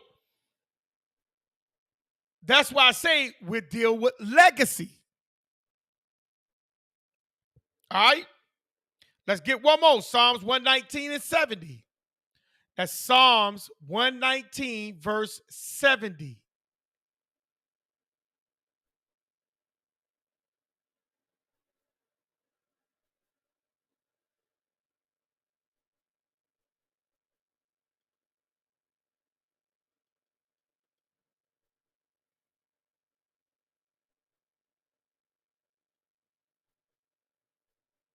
Psalms 119, verse 70.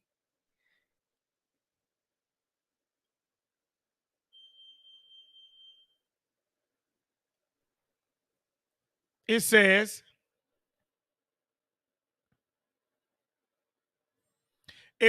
their heart is as fat as grease, but I delight in the law. See, their heart is fat like grease, but I delight in the law. See, that's why we have to be very mindful that I don't want my insides to be clogged with filth. I want my inside to be clogged with the law, with obedience, with love, with forgiveness, with mercy.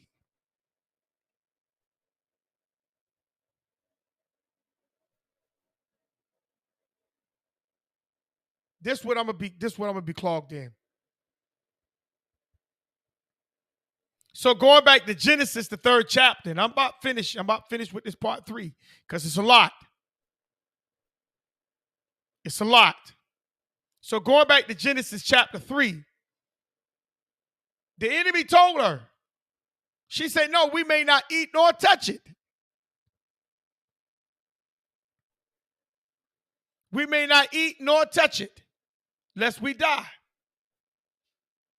But notice the serpent is in her house.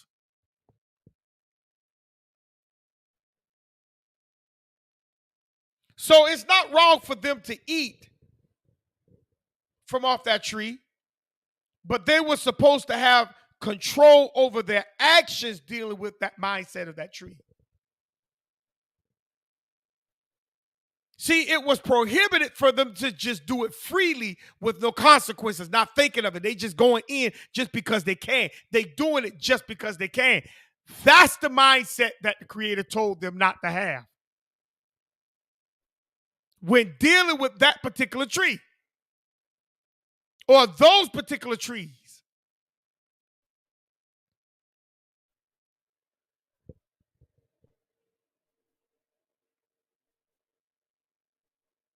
They were supposed to deal moderately, not go in all the way like they don't have control.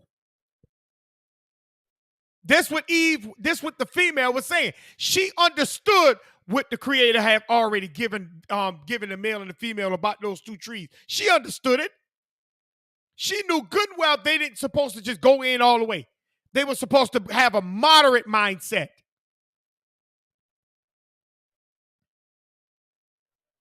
And if we could go back to chapter 2, verse 17. Let's go back to Genesis chapter 2, verse 17. Real quick.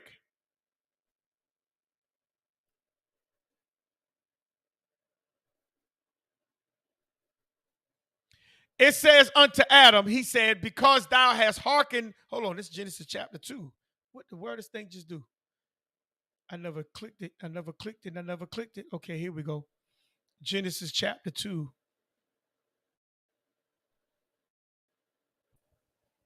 And go back down to verse 17 real quick. It says, but of the tree of knowledge of good and evil, thou shalt not eat of it, for in the day thou eateth, therefore thou shalt surely die. Now, right there, we'll say, well, they can't eat it. That was forbidden for them to eat. It wasn't forbidden for them to eat. It was forbidden for them to devour or eat freely or eat like they don't have no control of their appetite. They didn't supposed to eat vicariously. Glutton, like how to say gluttony? Yeah, glutton means you don't have control. You're just doing it just because it's there. And that's how we do, and that's how we does in certain avenues of a mindset. We just indulge in it, or we indulge in certain things just because we can. That's witchcraft. We have to learn to have control over what we're doing. We have to learn to have control in the things that we're entering into. And we have to be sure that's where we're supposed to be at. Other than that, you're casting a spell to take over someone else's job temporarily without you being authorized to do that. So the Creator already gave them the commands on how to approach this particular mindset. And it was supposed to be a moderate mind. Not go in all the way like they don't have control. That's why I showed you that's why I'm showing you that he told them not to eat off that tree, meaning to devour. Just go in and just do it just because.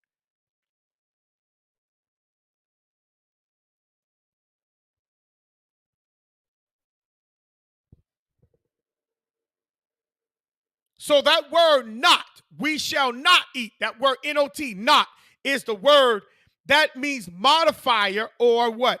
Negation. And that word modifier is a person that makes minor changes to something. So now, when she was going into that mindset, when she started looking at that tree, that mindset, she began to look at a change, a slight change in it. Because she's looking at it according to herself. She is no longer playing the role of assisting her husband, is now dealing with her.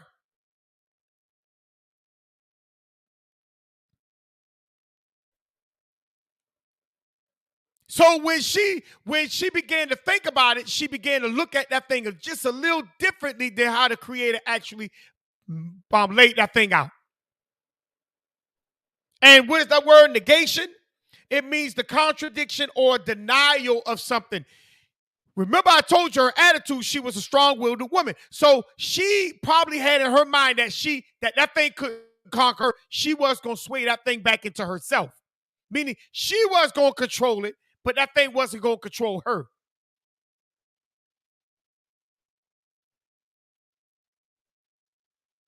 So you're dealing with a modifier and a negation mindset.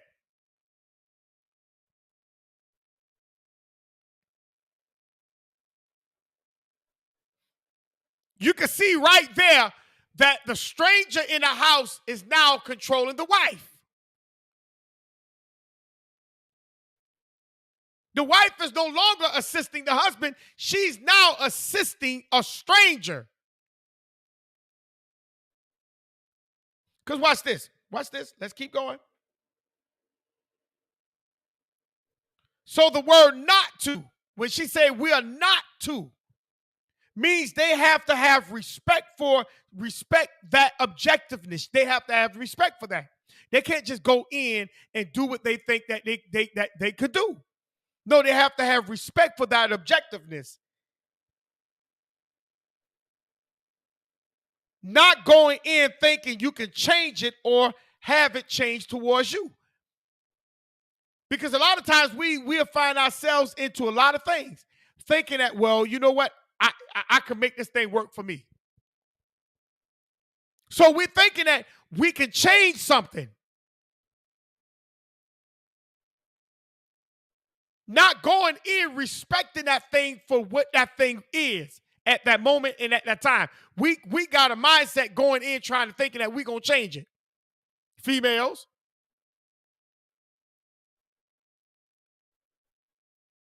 You ain't thinking nothing about the male.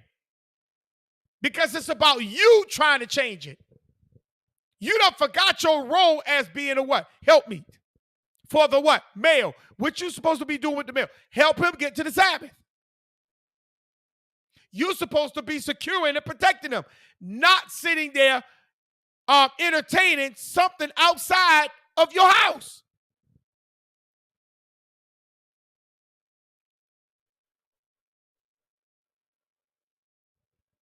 So now,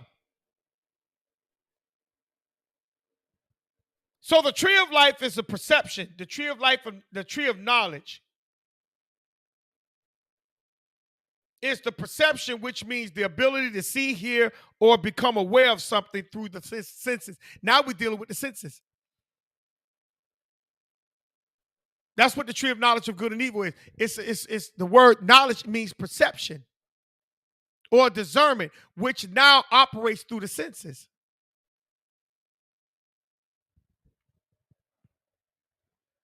And the purpose of your senses is to gather and respond to information about your environment, which aids your survival. So now tell me, what would be the purpose to now deal with a tree of perception? What are you trying to perceive? What are you trying to get more knowledge of? What are you trying to agitate within more of your senses? Why do you need to open up your senses even greater than what they already are? What is the purpose for that? Gluttony,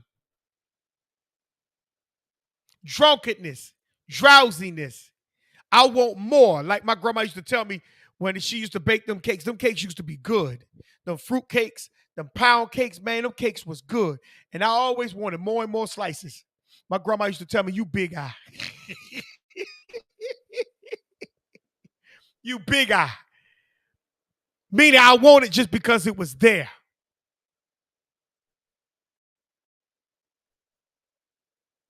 I want it just because I can. There was no purpose for me to eat it. It was just because it was there. I wanted it in my possession, or I wanted to conquer it, or whatever.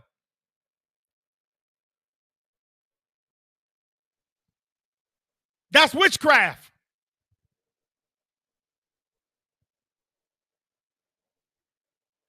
Because that's not for your survival. There was no need for her to go in on that tree the way she did it. You know, what was the purpose for it? That wasn't aiding her husband. That wasn't assisting him to get to the Sabbath. So what was the purpose for her to even deal with that stranger dealing with that perception of a tree?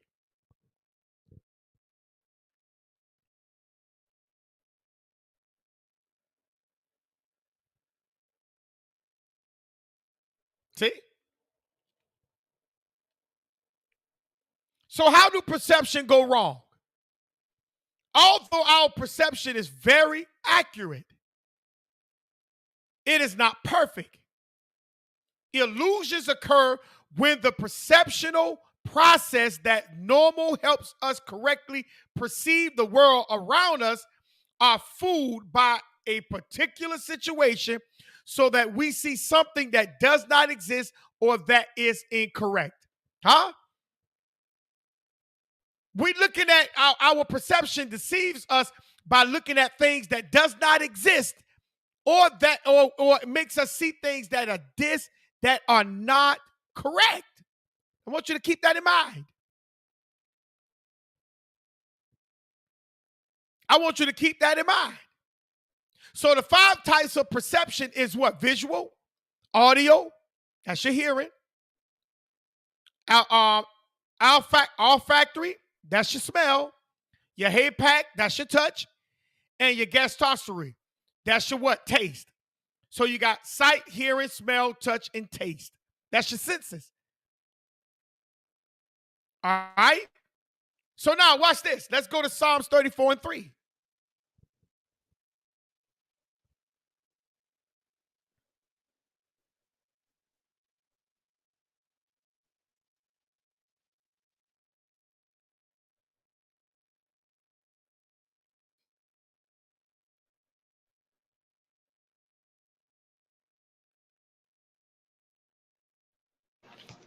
Psalms 30.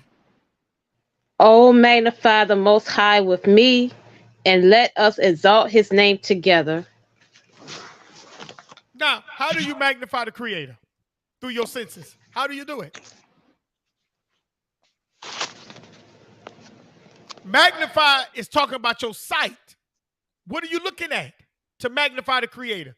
You're looking at the creation.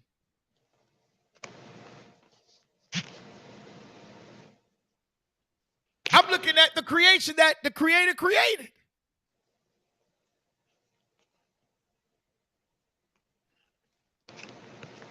I could walk through the woods and smell nature.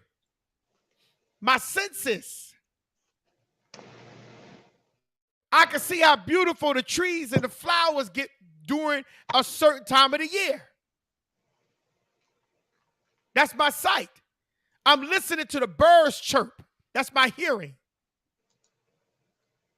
When I plant food in the garden and I eat that food, I could taste the ground. That's my taste.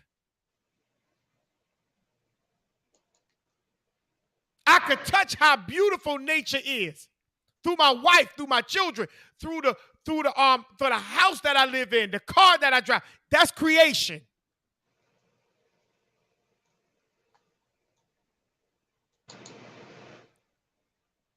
That's how I magnify him, by knowing the things that he gave. Because you'll say, well, he didn't make the car, but he made the ingredients to make the car.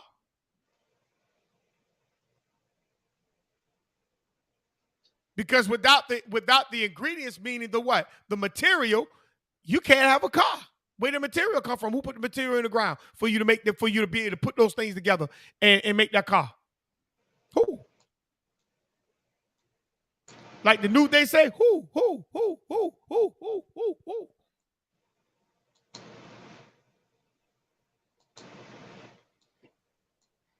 Let's go to the next scripture. Psalms 115, verse 3 through 8.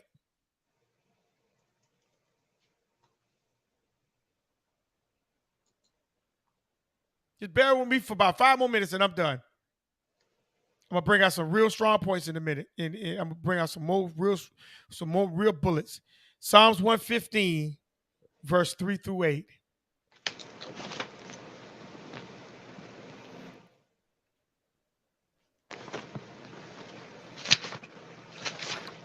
It says, but our power, our Creator, is in the heavens.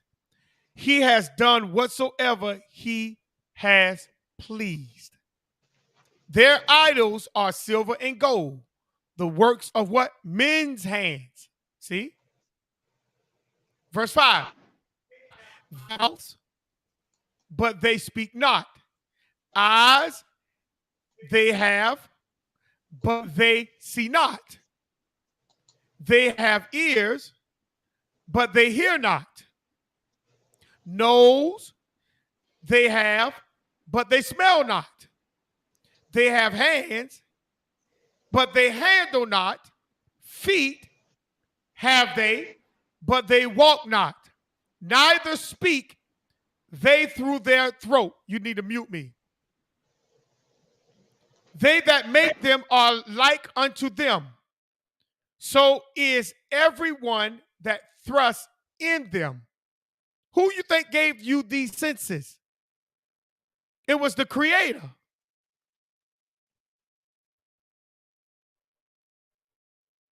See, I have to learn to respect what he have done.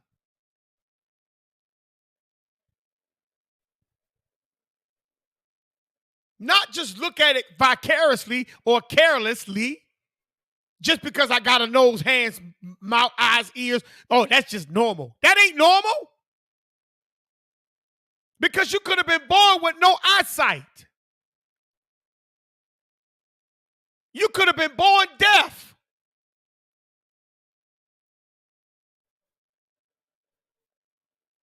You could have been born with no arms.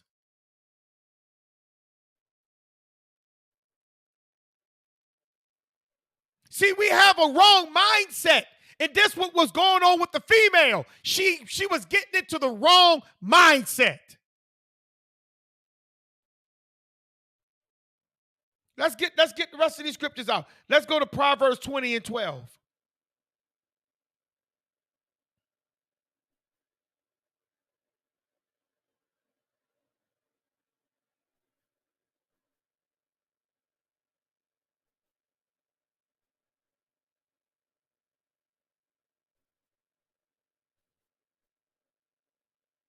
Proverbs 20 and 12. This is what it says.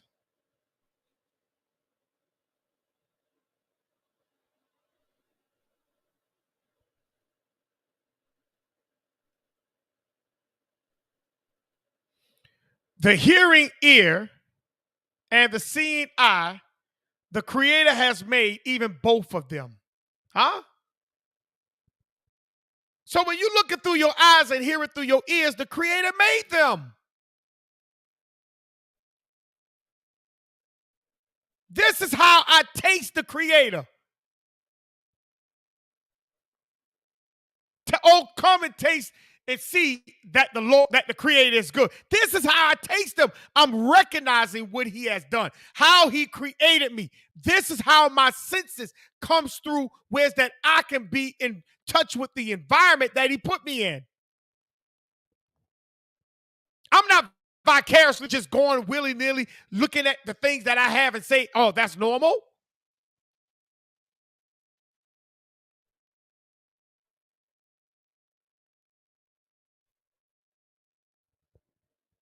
Let's grab like three more. I got what? 1, 2, 3. I got 4 more. Isaiah 66 and 8, and then Psalms 119, 103. Isaiah 66 and 8, and sis get Psalms 119, 103.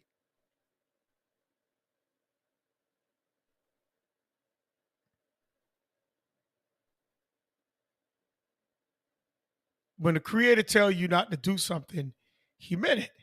It's not something that you can say, okay, well, this, and this. No.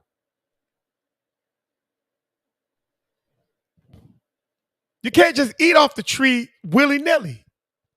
Isaiah 66 and 8. And this is what it says. It says, who has heard such thing? Who has seen such thing?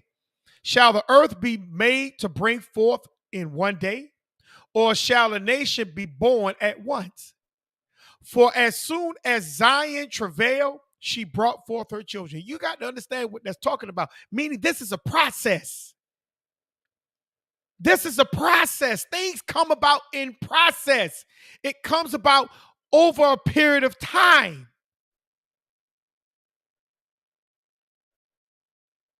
So when you get caught outside of yourself, That just didn't happen overnight. That was over a period of time. That's why I told y'all that the serpent was already in conversation with the woman. Chapter 3 is just showing you that the conversation is now about to go into a higher grade of a point. He's now about to push his agenda on her because he know he got her after a period of time. All he had to do was keep conversating with her. And it pulled her away that she's no longer the assistant for the male. She now assisting him in what he wants, the outsider.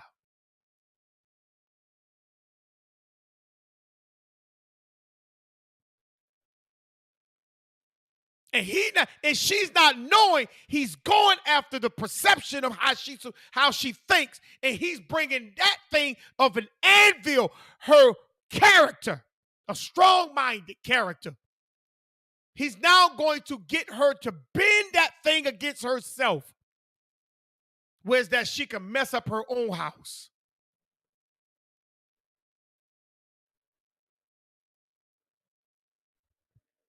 What you got, sis?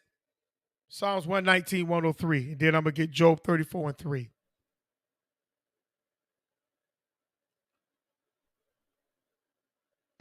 Okay, Psalms 119, 103.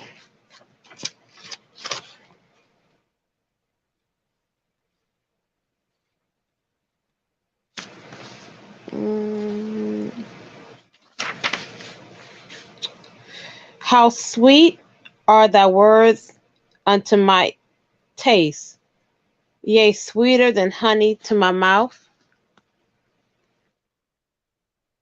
How sweet is his words to your taste? The word's supposed to be sweet of the Creator, like honey going in your mouth. It's supposed to be sweet. It's not bitter. Because those words are there to build you. It's to establish you. It's to help motivate you. Your life never supposed to be into a dismal point where it's that you can't just go in and control how you think and the things that is around you. You're supposed to be able to control that thing. Job 34 and 3. It says, for the ear tries words, as the mouth tasteth meat. Verse 4 says, let us choose to us judgment. Let us know among ourselves what is good. You only could do that senses. But if your discernment or your perception is all wiped out, then you're not going to be able to ask these questions. You're not going to be able to ask these questions. And this is where he was trying to get Eve. Proverbs 16 and 18. This is where he was trying to get Eve. He was trying to get Eve out of balance.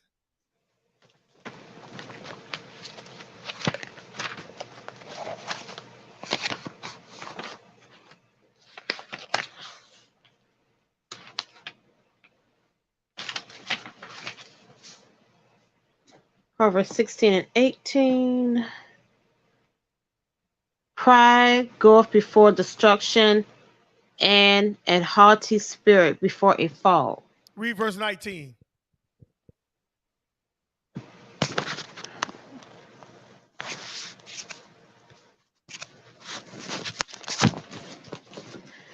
Better it is to be of an humble spirit with the lowly than to divide the spoil with the proud. So in other words, you have to be very careful in the things that you do and the mindset that you have.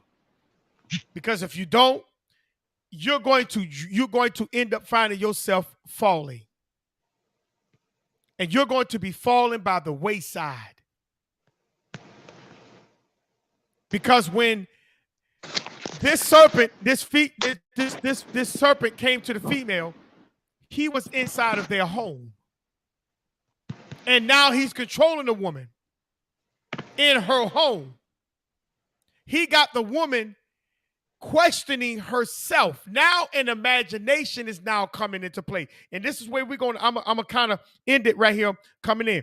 So their imagination is now, her imagination is now out of balance. Her imagination is out of balance.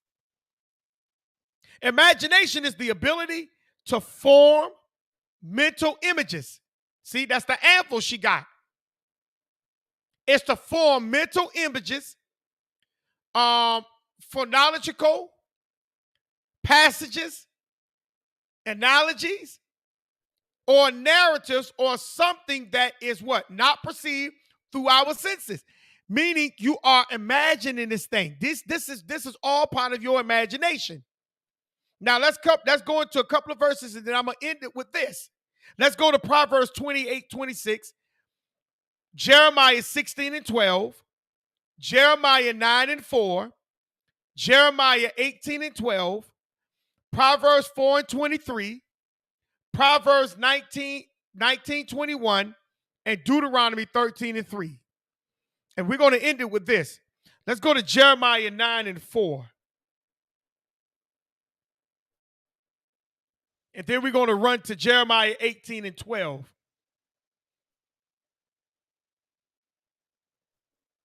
Because we have to be very, very mindful that we are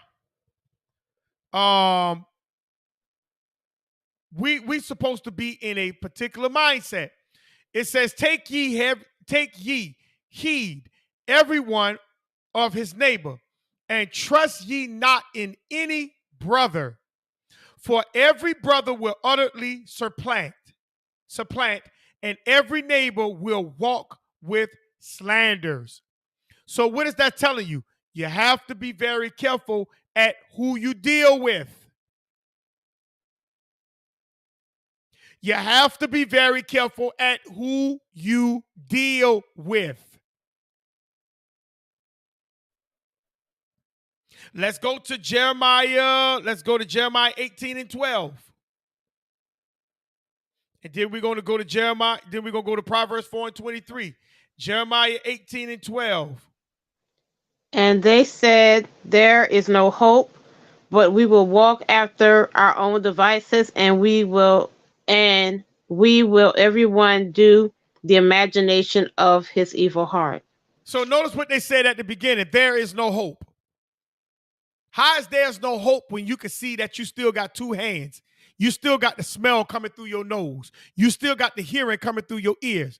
You can still see through your eyes. How is there's no hope? There's no hope because you done started listening to other things outside of self. That's why there's no hope. So when you go outside of yourself, you're going to begin to start to follow the things of your own what? Imagination. It's not going to be anything that's sound. It's going to be the imagination.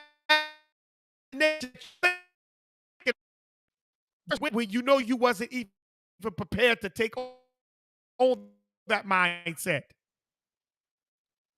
You wasn't prepared to take on that mindset, but you still went after that mindset. That's what he wanted to, because they got in their mind they could change that man. You can't.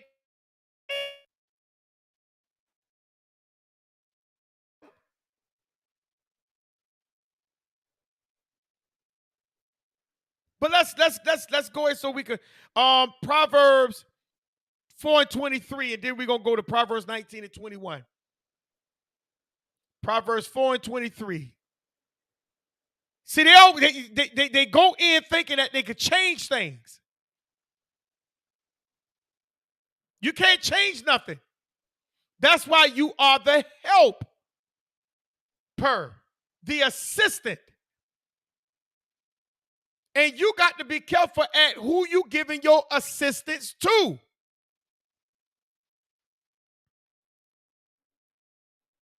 You cannot assist a nigga or a thug. You can't. You shouldn't.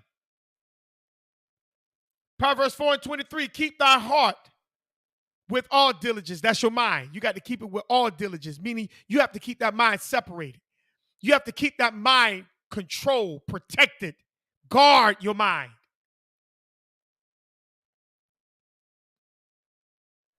For out of it are the issues of life. So if you are caught into a bunch of BS, what you think is going to come from out of your thoughts?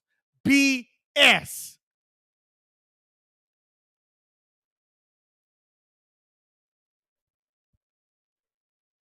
That's why the creator told him, you shall not, it's prohibited for you to what? Devour that tree. It's prohibited for you to eat from that tree carelessly. It's prohibited. You can't do that. You shouldn't want to do that. You should deal with that tree when you are in the right position at the right time to deal with that particular tree.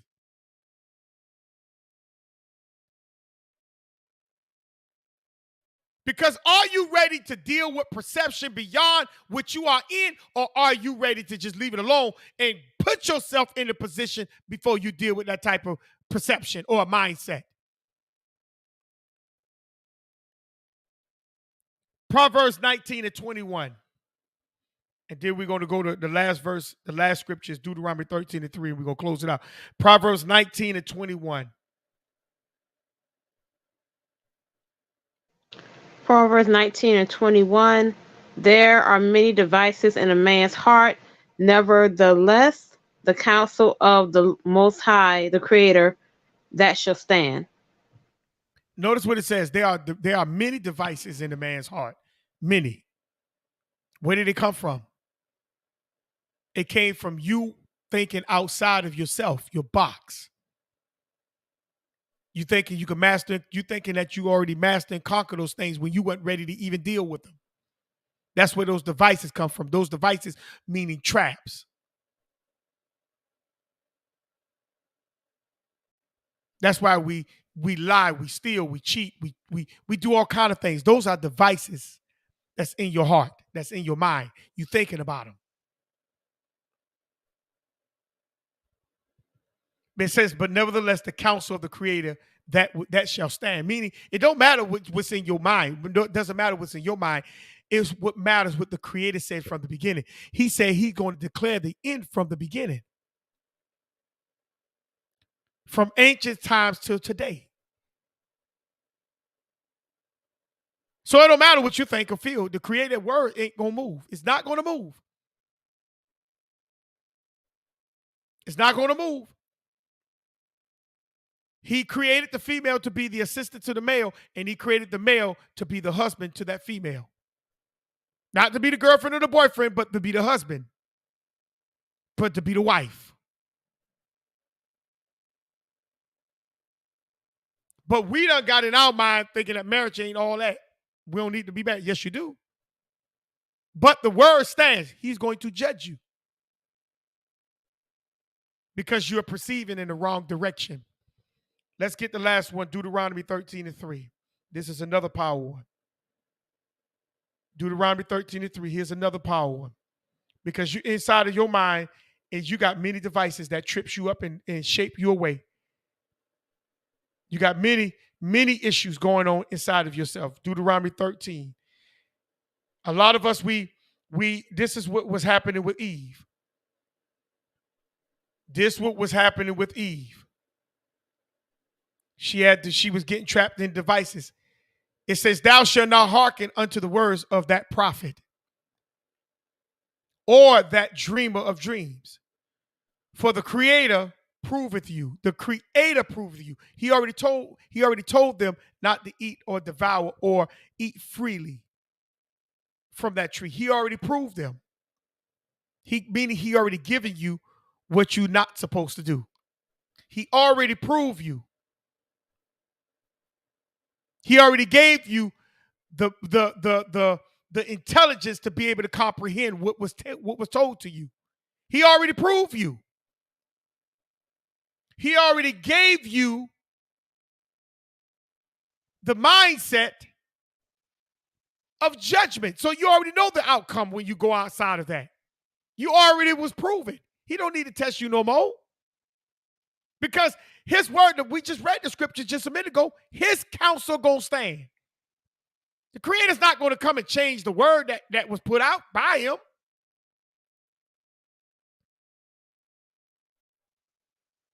You can perceive that it will, but it won't.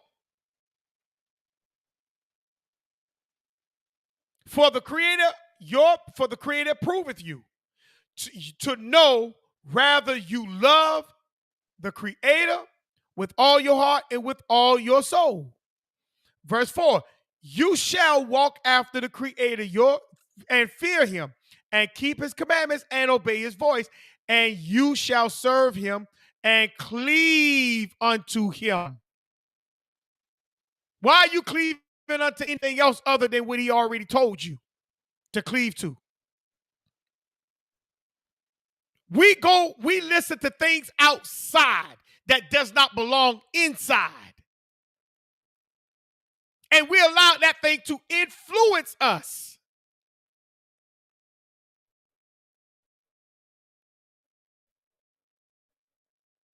And that's what was happening. And that's why she said of the garden. We can eat of all the trees of the garden, but not of that tree. In the garden this is not outside. Going back to Genesis 2. This is not outside. This is in their house, their living area. Is where she was being challenged at. See, witchcraft don't challenge you outside of your perimeters. It challenges you inside where you claim you got power over. Do you really have power over your own living quarters? Or are you under a spell, being controlled by something outside of your outside of your house?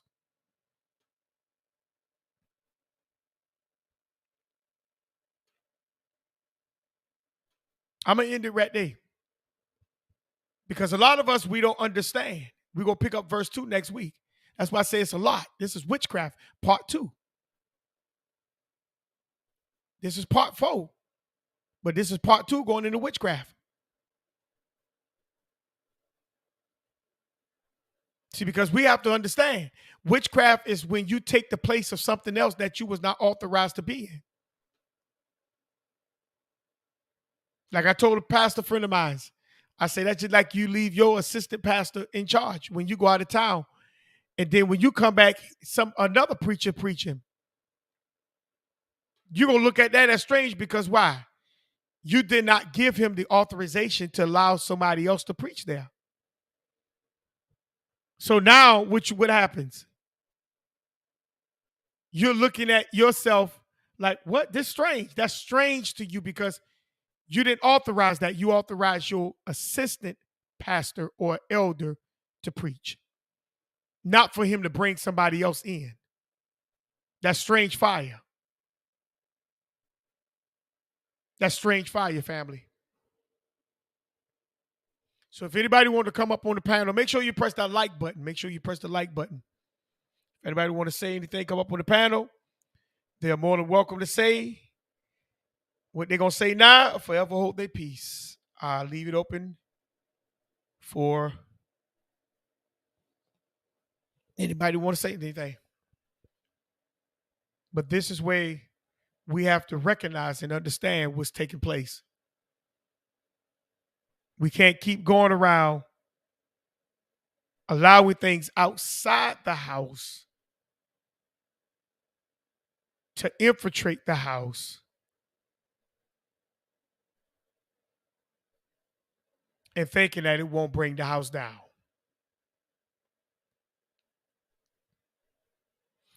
The serpent is on the inside of the house of the male and the female. And the female is being entertained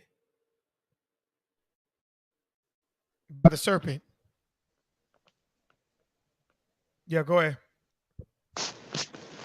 Oh, nothing. It kicked me off, and I just came back on. So the serpent is being controlled. The serpent is now controlling the female. And for the serpent is now controlling the female, she's now exploring her mindset of what she's doing. And she's exploring it vicariously. She's not paying attention to what she's doing. And this is what's taking place. So I'm gonna go ahead and close out, and nobody have nothing else to say. I'm gonna go ahead and close out. This is part 3. I'm gonna get into part 4 next week. We're gonna go further into this witchcraft. It's gonna get even deeper than this. It's gonna get deeper than this. So thank each one of you for joining me today, the Indigenous Talk for the Righteous Classroom Network. So that if anybody, like I said, if you like to come on a panel to chat with me, you're more than welcome to do so. Other than that, if you're not coming up to talk, don't come up on the panel. I keep you in the back room. And then you have to pack it up. So thank you for joining me. And until the next week, the Creator will. Shalom.